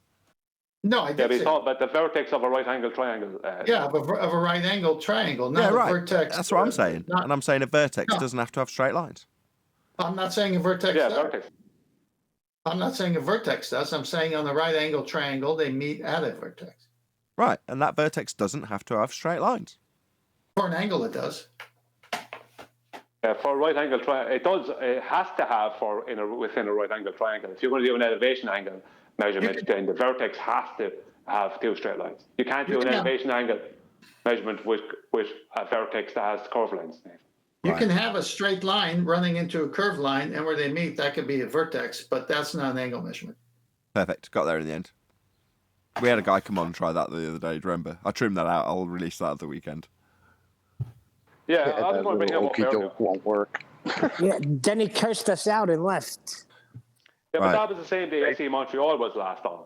So there's an example of how devastating the elevation angle argument is. That's all the best that your man could come up with was that. He came in with that argument, and then when it was proven to be a nonsense argument, he just cursed us out and left. We were totally calm and listening to everything he had to say. Let me tell you all the crazy stuff that you don't have to go through. All of the crazy stuff that they bring up, here's what you just got to understand. Sextant is an angle measuring device, and when you sight a star, what do you minus it from? It's always 90. 90 is a right angle. That's ball game over. That's all you need to know. James, why don't you come on the next level sometime and have a chat? It doesn't. It has nothing to do. It has nothing to do with the origination of the almanac or any of that. It could, and it won't disturb how it's done. But if you want to fine tune this thing, if you were the remotest flat earther in the world and all you heard was angle 90 minus, you get your distance, and if this. That's all you need. You don't need to say where the almanac came from. You don't need any of that stuff. once all the information is done, you need a true altitude. And true altitude is minus from 90 your angle, your hypotenuse of that star to you. So it's I don't even know why we keep talking about 90 proves a flat Earth. It's crazy. And as soon as you say the word angle, you talk about straight lines. Wrap. It's wrap after that. How do you have a straight line on the globe? Well, the thing you were saying about the ephemeris and that the stars were known, 10th, that I brought that up last time with the Antikythera mechanism. Yeah. And another thing, even older than that, is the Minoan eclipse calculator. Have a look at that. That's 4,000 years old. They knew about the stars long time before that. So this is, again, the stars are one thing, and that's a sky map. That's not the Earth. But in order for you to navigate on the Earth, you need an angle to those stars, and you need a right angle, and you must minus from 90, which tells you what you're on. A flat Earth can't have a curved baseline to get an angle. It's done right there. It's over. Wait a minute. Sorry, Brian. Wait a minute. Essie, weren't you there when I was talking to someone and someone asked me, I can't remember who it was, but they asked me if you could get an elevation angle without the Earth. And I said, no. Remember that conversation? I'm not sure, bro. I'm not sure. Okay. Well, that's what they were trying to say. They were trying to say, well, no, you don't need the Earth. You can just use yourself as a reference in 3D space. Oh, that's like the one that said, when globers are talking about elevation angles, we're not talking about the surface. Who was that? Where did Al-Biruni get his angle from? Was from a mountain, right? But he took So some people say you can take an angle from anywhere. Hold on, guys. Go ahead, Etsy in Montreal. No, I was just saying Al-Biruni got his angle from a mountain, right? So some people, including Bev, I heard Bev say this. That's why I say 10th should come over and have a chat with him, that you can take an angle from anywhere. No, believe me, hang on, please. I will. I'm going to set it. I'm going to set it up for you. Please, no, you can't. You don't know what I'm going to say. You don't know what I'm going to say. Dang it! I don't. Yeah, but please. You don't know what I'm going to say. But go ahead. This is why. We never know what you're going to say. Right, I'm going to have to take charge. Brian, go ahead. Be a good time for me to cut in? Or? No, definitely not, Dave. Go ahead, Brian. Okay. This is why I always ask them, right, to define what the height of void correction is, because the height of void correction brings the vertex of your obtuse angle down to down to mean sea level. That's the water underneath the boat, which means you're using the surface of Earth. So you're creating a right angle triangle on the surface of the Earth using mean sea level as basically a zero baseline to Earth. That's what you are doing when you're using a marine sextant. That's why height of void correction, you can get angles from all kinds of things if you want. There's all different types of angles. But to get an elevation angle, using a marine sextant, you must pre-assume that you're using mean sea level as your baseline. So I don't care where else they get angles from. The point is that to get an elevation angle, which will give you a nautical mile distance, right, up to thousands of miles, right, you must use the surface of the Earth. That's why height of void correction is so important. And I have yet to hear one of your opposition even address height of void. As soon as you mention height of void, they want to talk about dip correction. They will not address height of void, because that means they're talking about the surface of the Earth, which has to be flat. All right, you already had a bang. You need to be more concise. The bang was, the confusion is, and he already said it, I'm shocked that no one caught it. You can get an angle from anywhere. Was that your argument? We're talking about elevation angles. Big difference between just an angle and an elevation angle, sir. You tracking with me? Exactly. Is everyone getting it? Ellie. Yes. Ellie, what now? Yeah. I'm afraid to Elevation say yes. angle. So whoever made that statement is a fucking moron, right? Elevation angle. He's equivocating. Fallacy. He's a dumbass. He should go back to picking up cans alongside of the road. Whoever said that. I caught in late. I just got breakfast. Carry on. Someone said it to Wesley Montreal, probably a baller. Yeah, somebody said it to me. Yeah. You can Amongst do a fuck all lot with of an other angle, things. boys. Did I reduce the argument? Did we solve anything here? Because you could have probably been arguing for the next hour and a half and rolled over this point, right? That's how I killed him. I was like, what does that have to do with an elevation angle? What does that have to do with celestial elevation? That's how I killed him. I was like, welcome me to Geo server now, boys. Oh, you on that Jane Fonda server, Geo. That terrorist sympathizer, you better not come around me, sir. It's your Jane ass. Fonda? Carry on. Who's Jane Fonda? What do you mean, Jane Fonda server? That's Jane Fonda I hear server. that one too. Jane Fonda server? I don't know what that's reference to. It's referencing the Vietnam War. Well, I was told some of that place would do some good if some of the Nathan Oakley panel came over there, so I did. It's tell really them to cool stuff it. conversations over there, though. Yeah, tell them to get stuffed. You hear me, Geo? You friggin' Jane Fonda terrorist sympathizer piece of shit. Who's the You terrorist? know what I'm talking about. Who's the terrorist? I've completely lost track of what's going on. Is anybody following what's going on? Yeah. Negative. Yeah, Geo. See, Geo is a terrorist sympathizer, like Jane Fonda was. Do you see the connection? So, I went over there, graced their server with my presence, right? Because somebody asked me to come over there. It was about 8 months ago, right? So I come over there, and there's a bunch of baltards in there, specifically one that was in here the other day, drink the Kool-Aid, Mr. Vroom Vroom Numpty Dipshit. Well, he was in there, and he brought up, right off the cuff, because my arguments were so tight, of course, he had to go to ad homs, he brought up my military career. And he had records of my military career, which is batshit insane, that kind of impugned my military career. So I fired off. Essie was sitting. Essie, you were there, weren't you? I don't. Yeah, you were fucking there.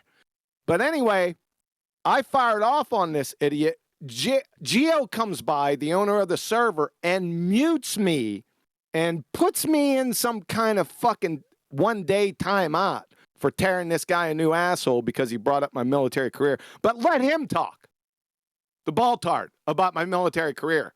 So, Geo, if you're listening out here, if I ever catch you, son, you'll rue a fucking day. Who's Geo? You tracking with me, you Jane Fonda piece of shit? Who's Geo? He's one of my good friends. Geo Shriver. Yeah. Not Geo Streber. His name's Geo Love or some shit. Geo Love? That explains it. So there was a guy that was attacking your sealed military records, claiming he had knowledge of sealed military records, and you were silenced for defending yourself? Yep. Were you talking? No, he was cooking. Talking or in the text? Because I don't remember this, bro. Yeah. I was there. Yeah, I was talking. And in fact, you came to my defense. So thank you. When? How long ago did this happen? All right. I was going to say, if I would have heard that, okay, good to hear that. Good. Yep. How long ago was this? I said about 8 months ago. Okay. Sorry, I missed that part. That's fucking uncalled for. No, that's below the belt. Well, what else do you do? What else do you do when you have no argument? This is where these guys are left at now. It's pathetic. Nothing wrong with being a cook. They have How the hell are arguments. you They gonna think make water claims? flows to the middle of a horizontal pipe. Yeah, you guys should hear some of the shit that they tell us, man. Oh man, it's unbelievable. What do you mean, SC? We've been out here for 7 years. We heard everything. About 50 times. Did you hear the pipe one, bro? You hear the pipe one? Did you hear that the fucking atmosphere spins with the earth there? Yeah, that's old news, bro. Wait, what's the When pipe does one? it stop spinning, though? At what altitude does it I haven't stop heard spinning with the Earth? I haven't heard the pipe Wait, one. wait. What's the pipe one? Oh, that. Rakia, go ahead, bro. It's the local, Yeah, non-local pipe paradox, where you start off with a 10-foot pipe, and it's horizontal. But if you extend it long enough horizontal, out miles horizontally, the water will flow to the middle because of well, I don't know why, but there you have it. The freaking water flows to the middle. Hold on, that of doesn't the even pipe. make sense as a globe claim. If that was the case, if you're inferring that a horizontal pipe is actually bent if it's long enough, then it's going to be bent, and when you put the water into it, it'd have to flow uphill. If you use that as a they're claim. saying it's above the Earth's surface more. It's closest in the middle, so it's like a tangent, but not touching the Earth. It's Oh, just I a see what you're horizontal. saying. I gotcha. And So the what you're saying gravity is pulls it to the center. it intersects. So if you hold up a completely straight pipe, as it intersects with the geometric horizon, the Earth curve edge is rising up towards the centre of the pipe. Therefore, there's more gravitational attraction at the centre of the pipe. Is that their argument? Yeah, Okay, sir. gotcha. No, that's a new one on me. A load of nonsense. Yep, I'll give you another They one. won't bring that Blue shit said here. lately. It's an increased angle argument, right? You're inserting that the angle's increasing as it extends out from you from the ground. Yeah, the pipe No, they'll becomes the tell you tangent that line. either end of the pipe is higher. Well, no, they're Yeah, it's saying the pipe. higher off the Earth because the Earth is curving down from the center, like. Yeah. So it's Exactly. higher. They're You using know, an angle. yeah, if it's 10 foot off the ground in the middle, it's 100 feet off the ground, a half a mile away, or whatever it may be. You know. Gotcha. You want to hear another one on the coriolis? This one is for QE. Oh, yes. Hang on. Did you respond? You're going to need R for that? I mean, if you're going to allow him to beg the question that he's on the globe with a PVC pipe full of water, you need R for that. And what do they need to get that R? Geometric horizon, but they don't like the black swan. Anyway, moving on. What's the other one? Coriolis, you say? The other one is this. Blue, Marble Science, says that, you know, the Coriolis effect, the merry-go-round? Well, Blue says when you throw the ball is actually stationary while moving, traveling in a straight line, and actually curving. How do you like that? That's just total nonsense, eh? So the ball is being thrown and it's moving while stationary in a straight line while curving. Yes, sir. Surprised at that? Are you surprised at that? When he shows up to defeat gas pressure requiring container and he shows up with 2 fucking containers. So nothing should surprise you after that. Absolutely. I knew you'd like that one. I think you should pay attention to QE's video on Coriolis Justice Tuesday. Somebody send it to him. What? Yeah, you should have watched yesterday. Hillbilly Blue Balls, the redneck retard. He was a how would you say, star of the show at the end. You might want to check taking that. a liking. Say again? He's taking a liking to me. Oh, has he? Calls me Scooter. Scooter? What does that mean? I don't know. What's his name's going to get jealous? That's his father. Kosho. But seriously, what does that mean? Is that an insult or something? Yeah, I don't think it's. Yeah, he's not being nice. He Again, calls that's a me new one. son, so I call him dad. We have a special relationship. Is he trying to do Goodfellas and he's trying to call you Spider, but it came out Scooter? No, it's Scooter. He spells it out. Scooter. Scooter. Scooter. He's from Alabama. He lives in Tennessee, though. Go Bama. That's sad that he's from Alabama. Oh, my God. Has he figured Alabama's out yet? better than that. Has he figured out yet that his atmosphere can't be moving in lockstep with the Earth? Otherwise, you're debunking the claim of Coriolis. Has he realized that yet? Or they really cling on to that one. That's the opposite of what the globe claims. Yeah, you and your reference frames have been ruined.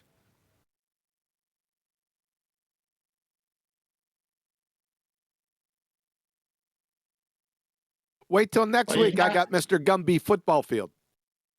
You're not going to top planes flying backwards 800 miles an hour. That was a great clip. That is the things they have to say, right? The model dictates, makes them say it. Planes have to fly backwards. Water has to flow in a horizontal pipe to the middle. Has to.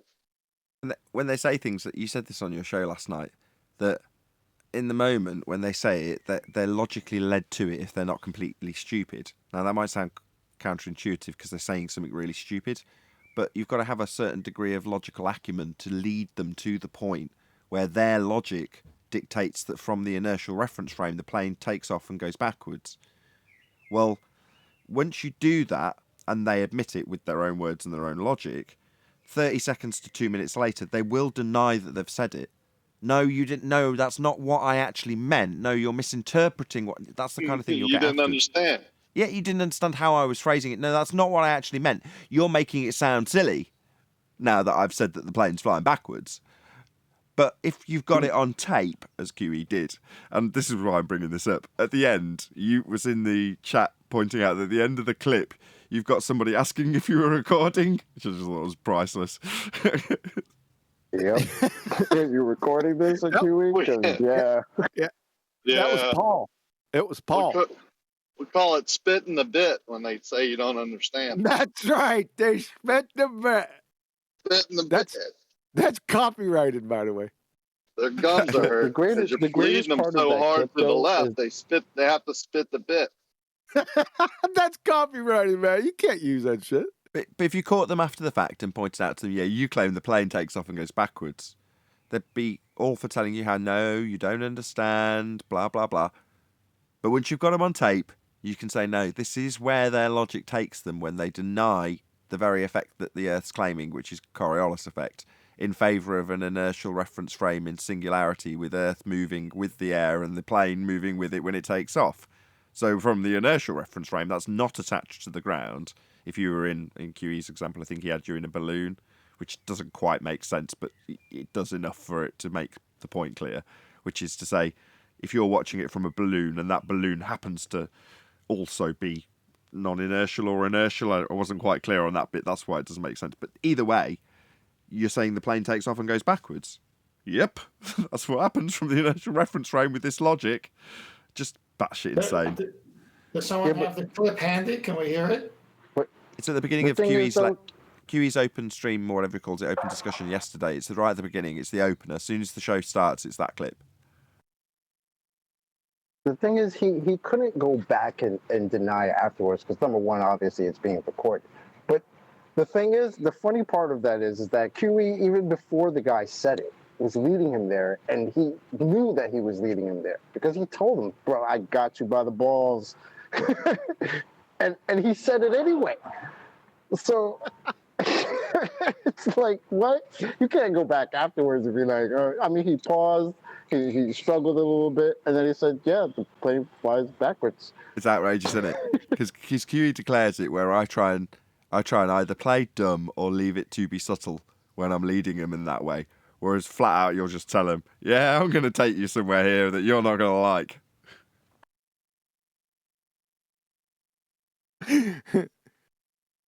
Now, the example of the Coriolis argument is beautiful. I've had so much fun. Like the stuff that they have to say is it's mental. It's It's Did you hear the pilot that came here the other day? Yeah, I heard that one with Nathan. Yeah, that was good. That was good. Yeah. So I'm wondering I'm worried about Mr. Pilot because, if he was a real pilot, he would have came back with, some type of affirmation that, this is the instrument that we use to calculate or correct for Coriolis. Like, why hasn't he come back with that? Like, Several people from the comments pilot, did actually say that. So again, I'm just taking this as read. I'm not going to verify any of this, but I'm just going to drop it in as a conversation point. Several commenters said that they had done exactly that, which is contact airlines and equipment manufacturers. So there was more than one person that was giving me these responses saying, I'm waiting for a reply. In some instances, or they say no. But no, and most of the time, whether or not they've actually done it is irrelevant. They would also strap on their understanding in a nice, concise way, which is to say, I'm going to ask an equipment manufacturer whether or not their instruments account for something that can only be seen from a turning platform, i.e. the ground. So they're making it clear that they understand the point. They're not just appealing to them to do the same thing the pilot did and go, yeah, of course it accounts for Coriolis. You know what I mean? They're pointing out that they do actually understand the argument. It can't, it won't, it's not feasible or possible. It's outside the description of Coriolis, therefore it can't account for it. But even after 2 hours of discussion, the pilot didn't get that. We had me, Chocolate, and Neil, and a couple of others all moaning and groaning at the same time. When he's like, how many pilots have killed people because they haven't accounted for Coriolis? You're like, oh, you Dumbo. That's the whole point. You can't. That was funny. Well, we were making fun of them with the planes, with the Coriolis meter, months ago. Just look at the Coriolis meter. Do your adjustments, you're good to go. Yeah, adjustments for something you can only view from the ground. It's absurd. But even that, like I say, the pilot still didn't get it. Well, it would be best for him not to get it or come back, because I could see that his career may end if he understands the argument, or if he's embarrassed so much that to say some of the dumb things he said, he could lose his job over that. So it would be best if he just ran away. Probably wasn't a pilot. But he can remain like he was, an anonymous pilot guy who showed up here to show flat earthers what's what. Just tell us all about this instrument that apparently accounts for observations of illusions made from the ground instead of actually accounting for your ground moving underneath your plane. Please tell us that, Mr. Pilot. That would be great. Hey Nathan, I put Daily T in Ballbusters, by the way, if you wanted to play that. Yeah, I will. This is the clip that was at the beginning of your show yesterday, right? Yeah. Daily T is the name of the guy. Is that right? Yes. What kind of a name? Daily T. Danny T. It was Danny T, but I think he changed it. Danny, but it's been changed to Daily T. Okay, whatever. Glovers. This is Danny T. Truther, 1 November 2019, 24/7 2.0 Discord. I agree that projectiles are a pretty bad example of Coriolis because there just wouldn't be. There is no Coriolis effect of an example. But what about ones where they do it with like fluids? Like there is no Coriolis effect. Were you talking about your flushing your toilet? Okay, wait a second. You not defined the toilet. Not the toilet. No, I didn't say the toilet. Hold on a second. Do I got to put you on mute again? Do it. You already defined the Coriolis effect correctly. Well, kudos to you. You're the first baller that you must have been listening to that Nathan Oakley Hangouts for a while, so you got it. So, if that be the case, see, my argument isn't the Coriolis effect. My argument is the Coriolis causes, right? If the Coriolis causes are true, then a flight from North Carolina, Charlotte, to LA on the same latitude line, roughly, traveling at 500 miles per hour would take 1.5 hours straight flight. Why does it take 4.5? That's a good point. Am I on mute still? No. Okay. So when the airplane lifts off from the runway, it's let's say lifts off going 500 miles per hour, which it doesn't, but let's say it's let's say, hold on a second. Let's say the runway is facing west. Yeah. Okay. Okay. Exactly. Even simpler. Yeah. Okay. So if the Earth were spinning at 1,000 miles per hour, and 860. I'm sorry. Right. Sorry for interrupting you. At that latitude, it's 860 miles an hour. So at 860, so then it would be going 1,360.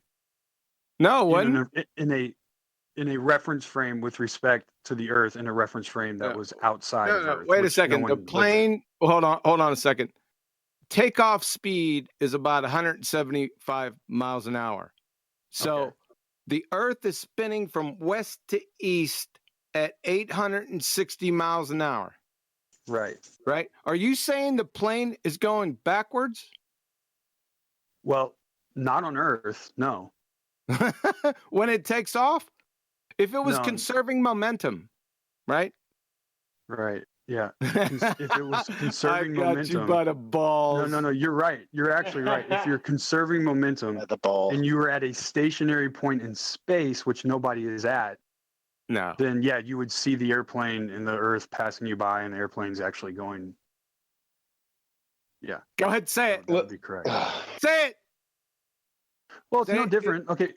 Can I give you an example? I know this is I'm in a car. No. We're on my example. Say it. If the person is standing, if the person is in the the inertial reference frame. Hold on. I'm gonna have to fucking mute you. So the Earth is spinning from west to east at 860 miles an hour. The plane is taking off directly west to its target in LA. And it's going 175 miles an hour. If it's conserving momentum, are you telling me the person in the inertial reference frame is seeing the plane going backwards? Yes. That's right. I know that, but you know that's the answer, though. Danny, Are you you're not recording? thinking about Are you reality. recording? Beam me up. Beam me up, Scotty. So are Beam me you up, Danny. still Oh my struggling?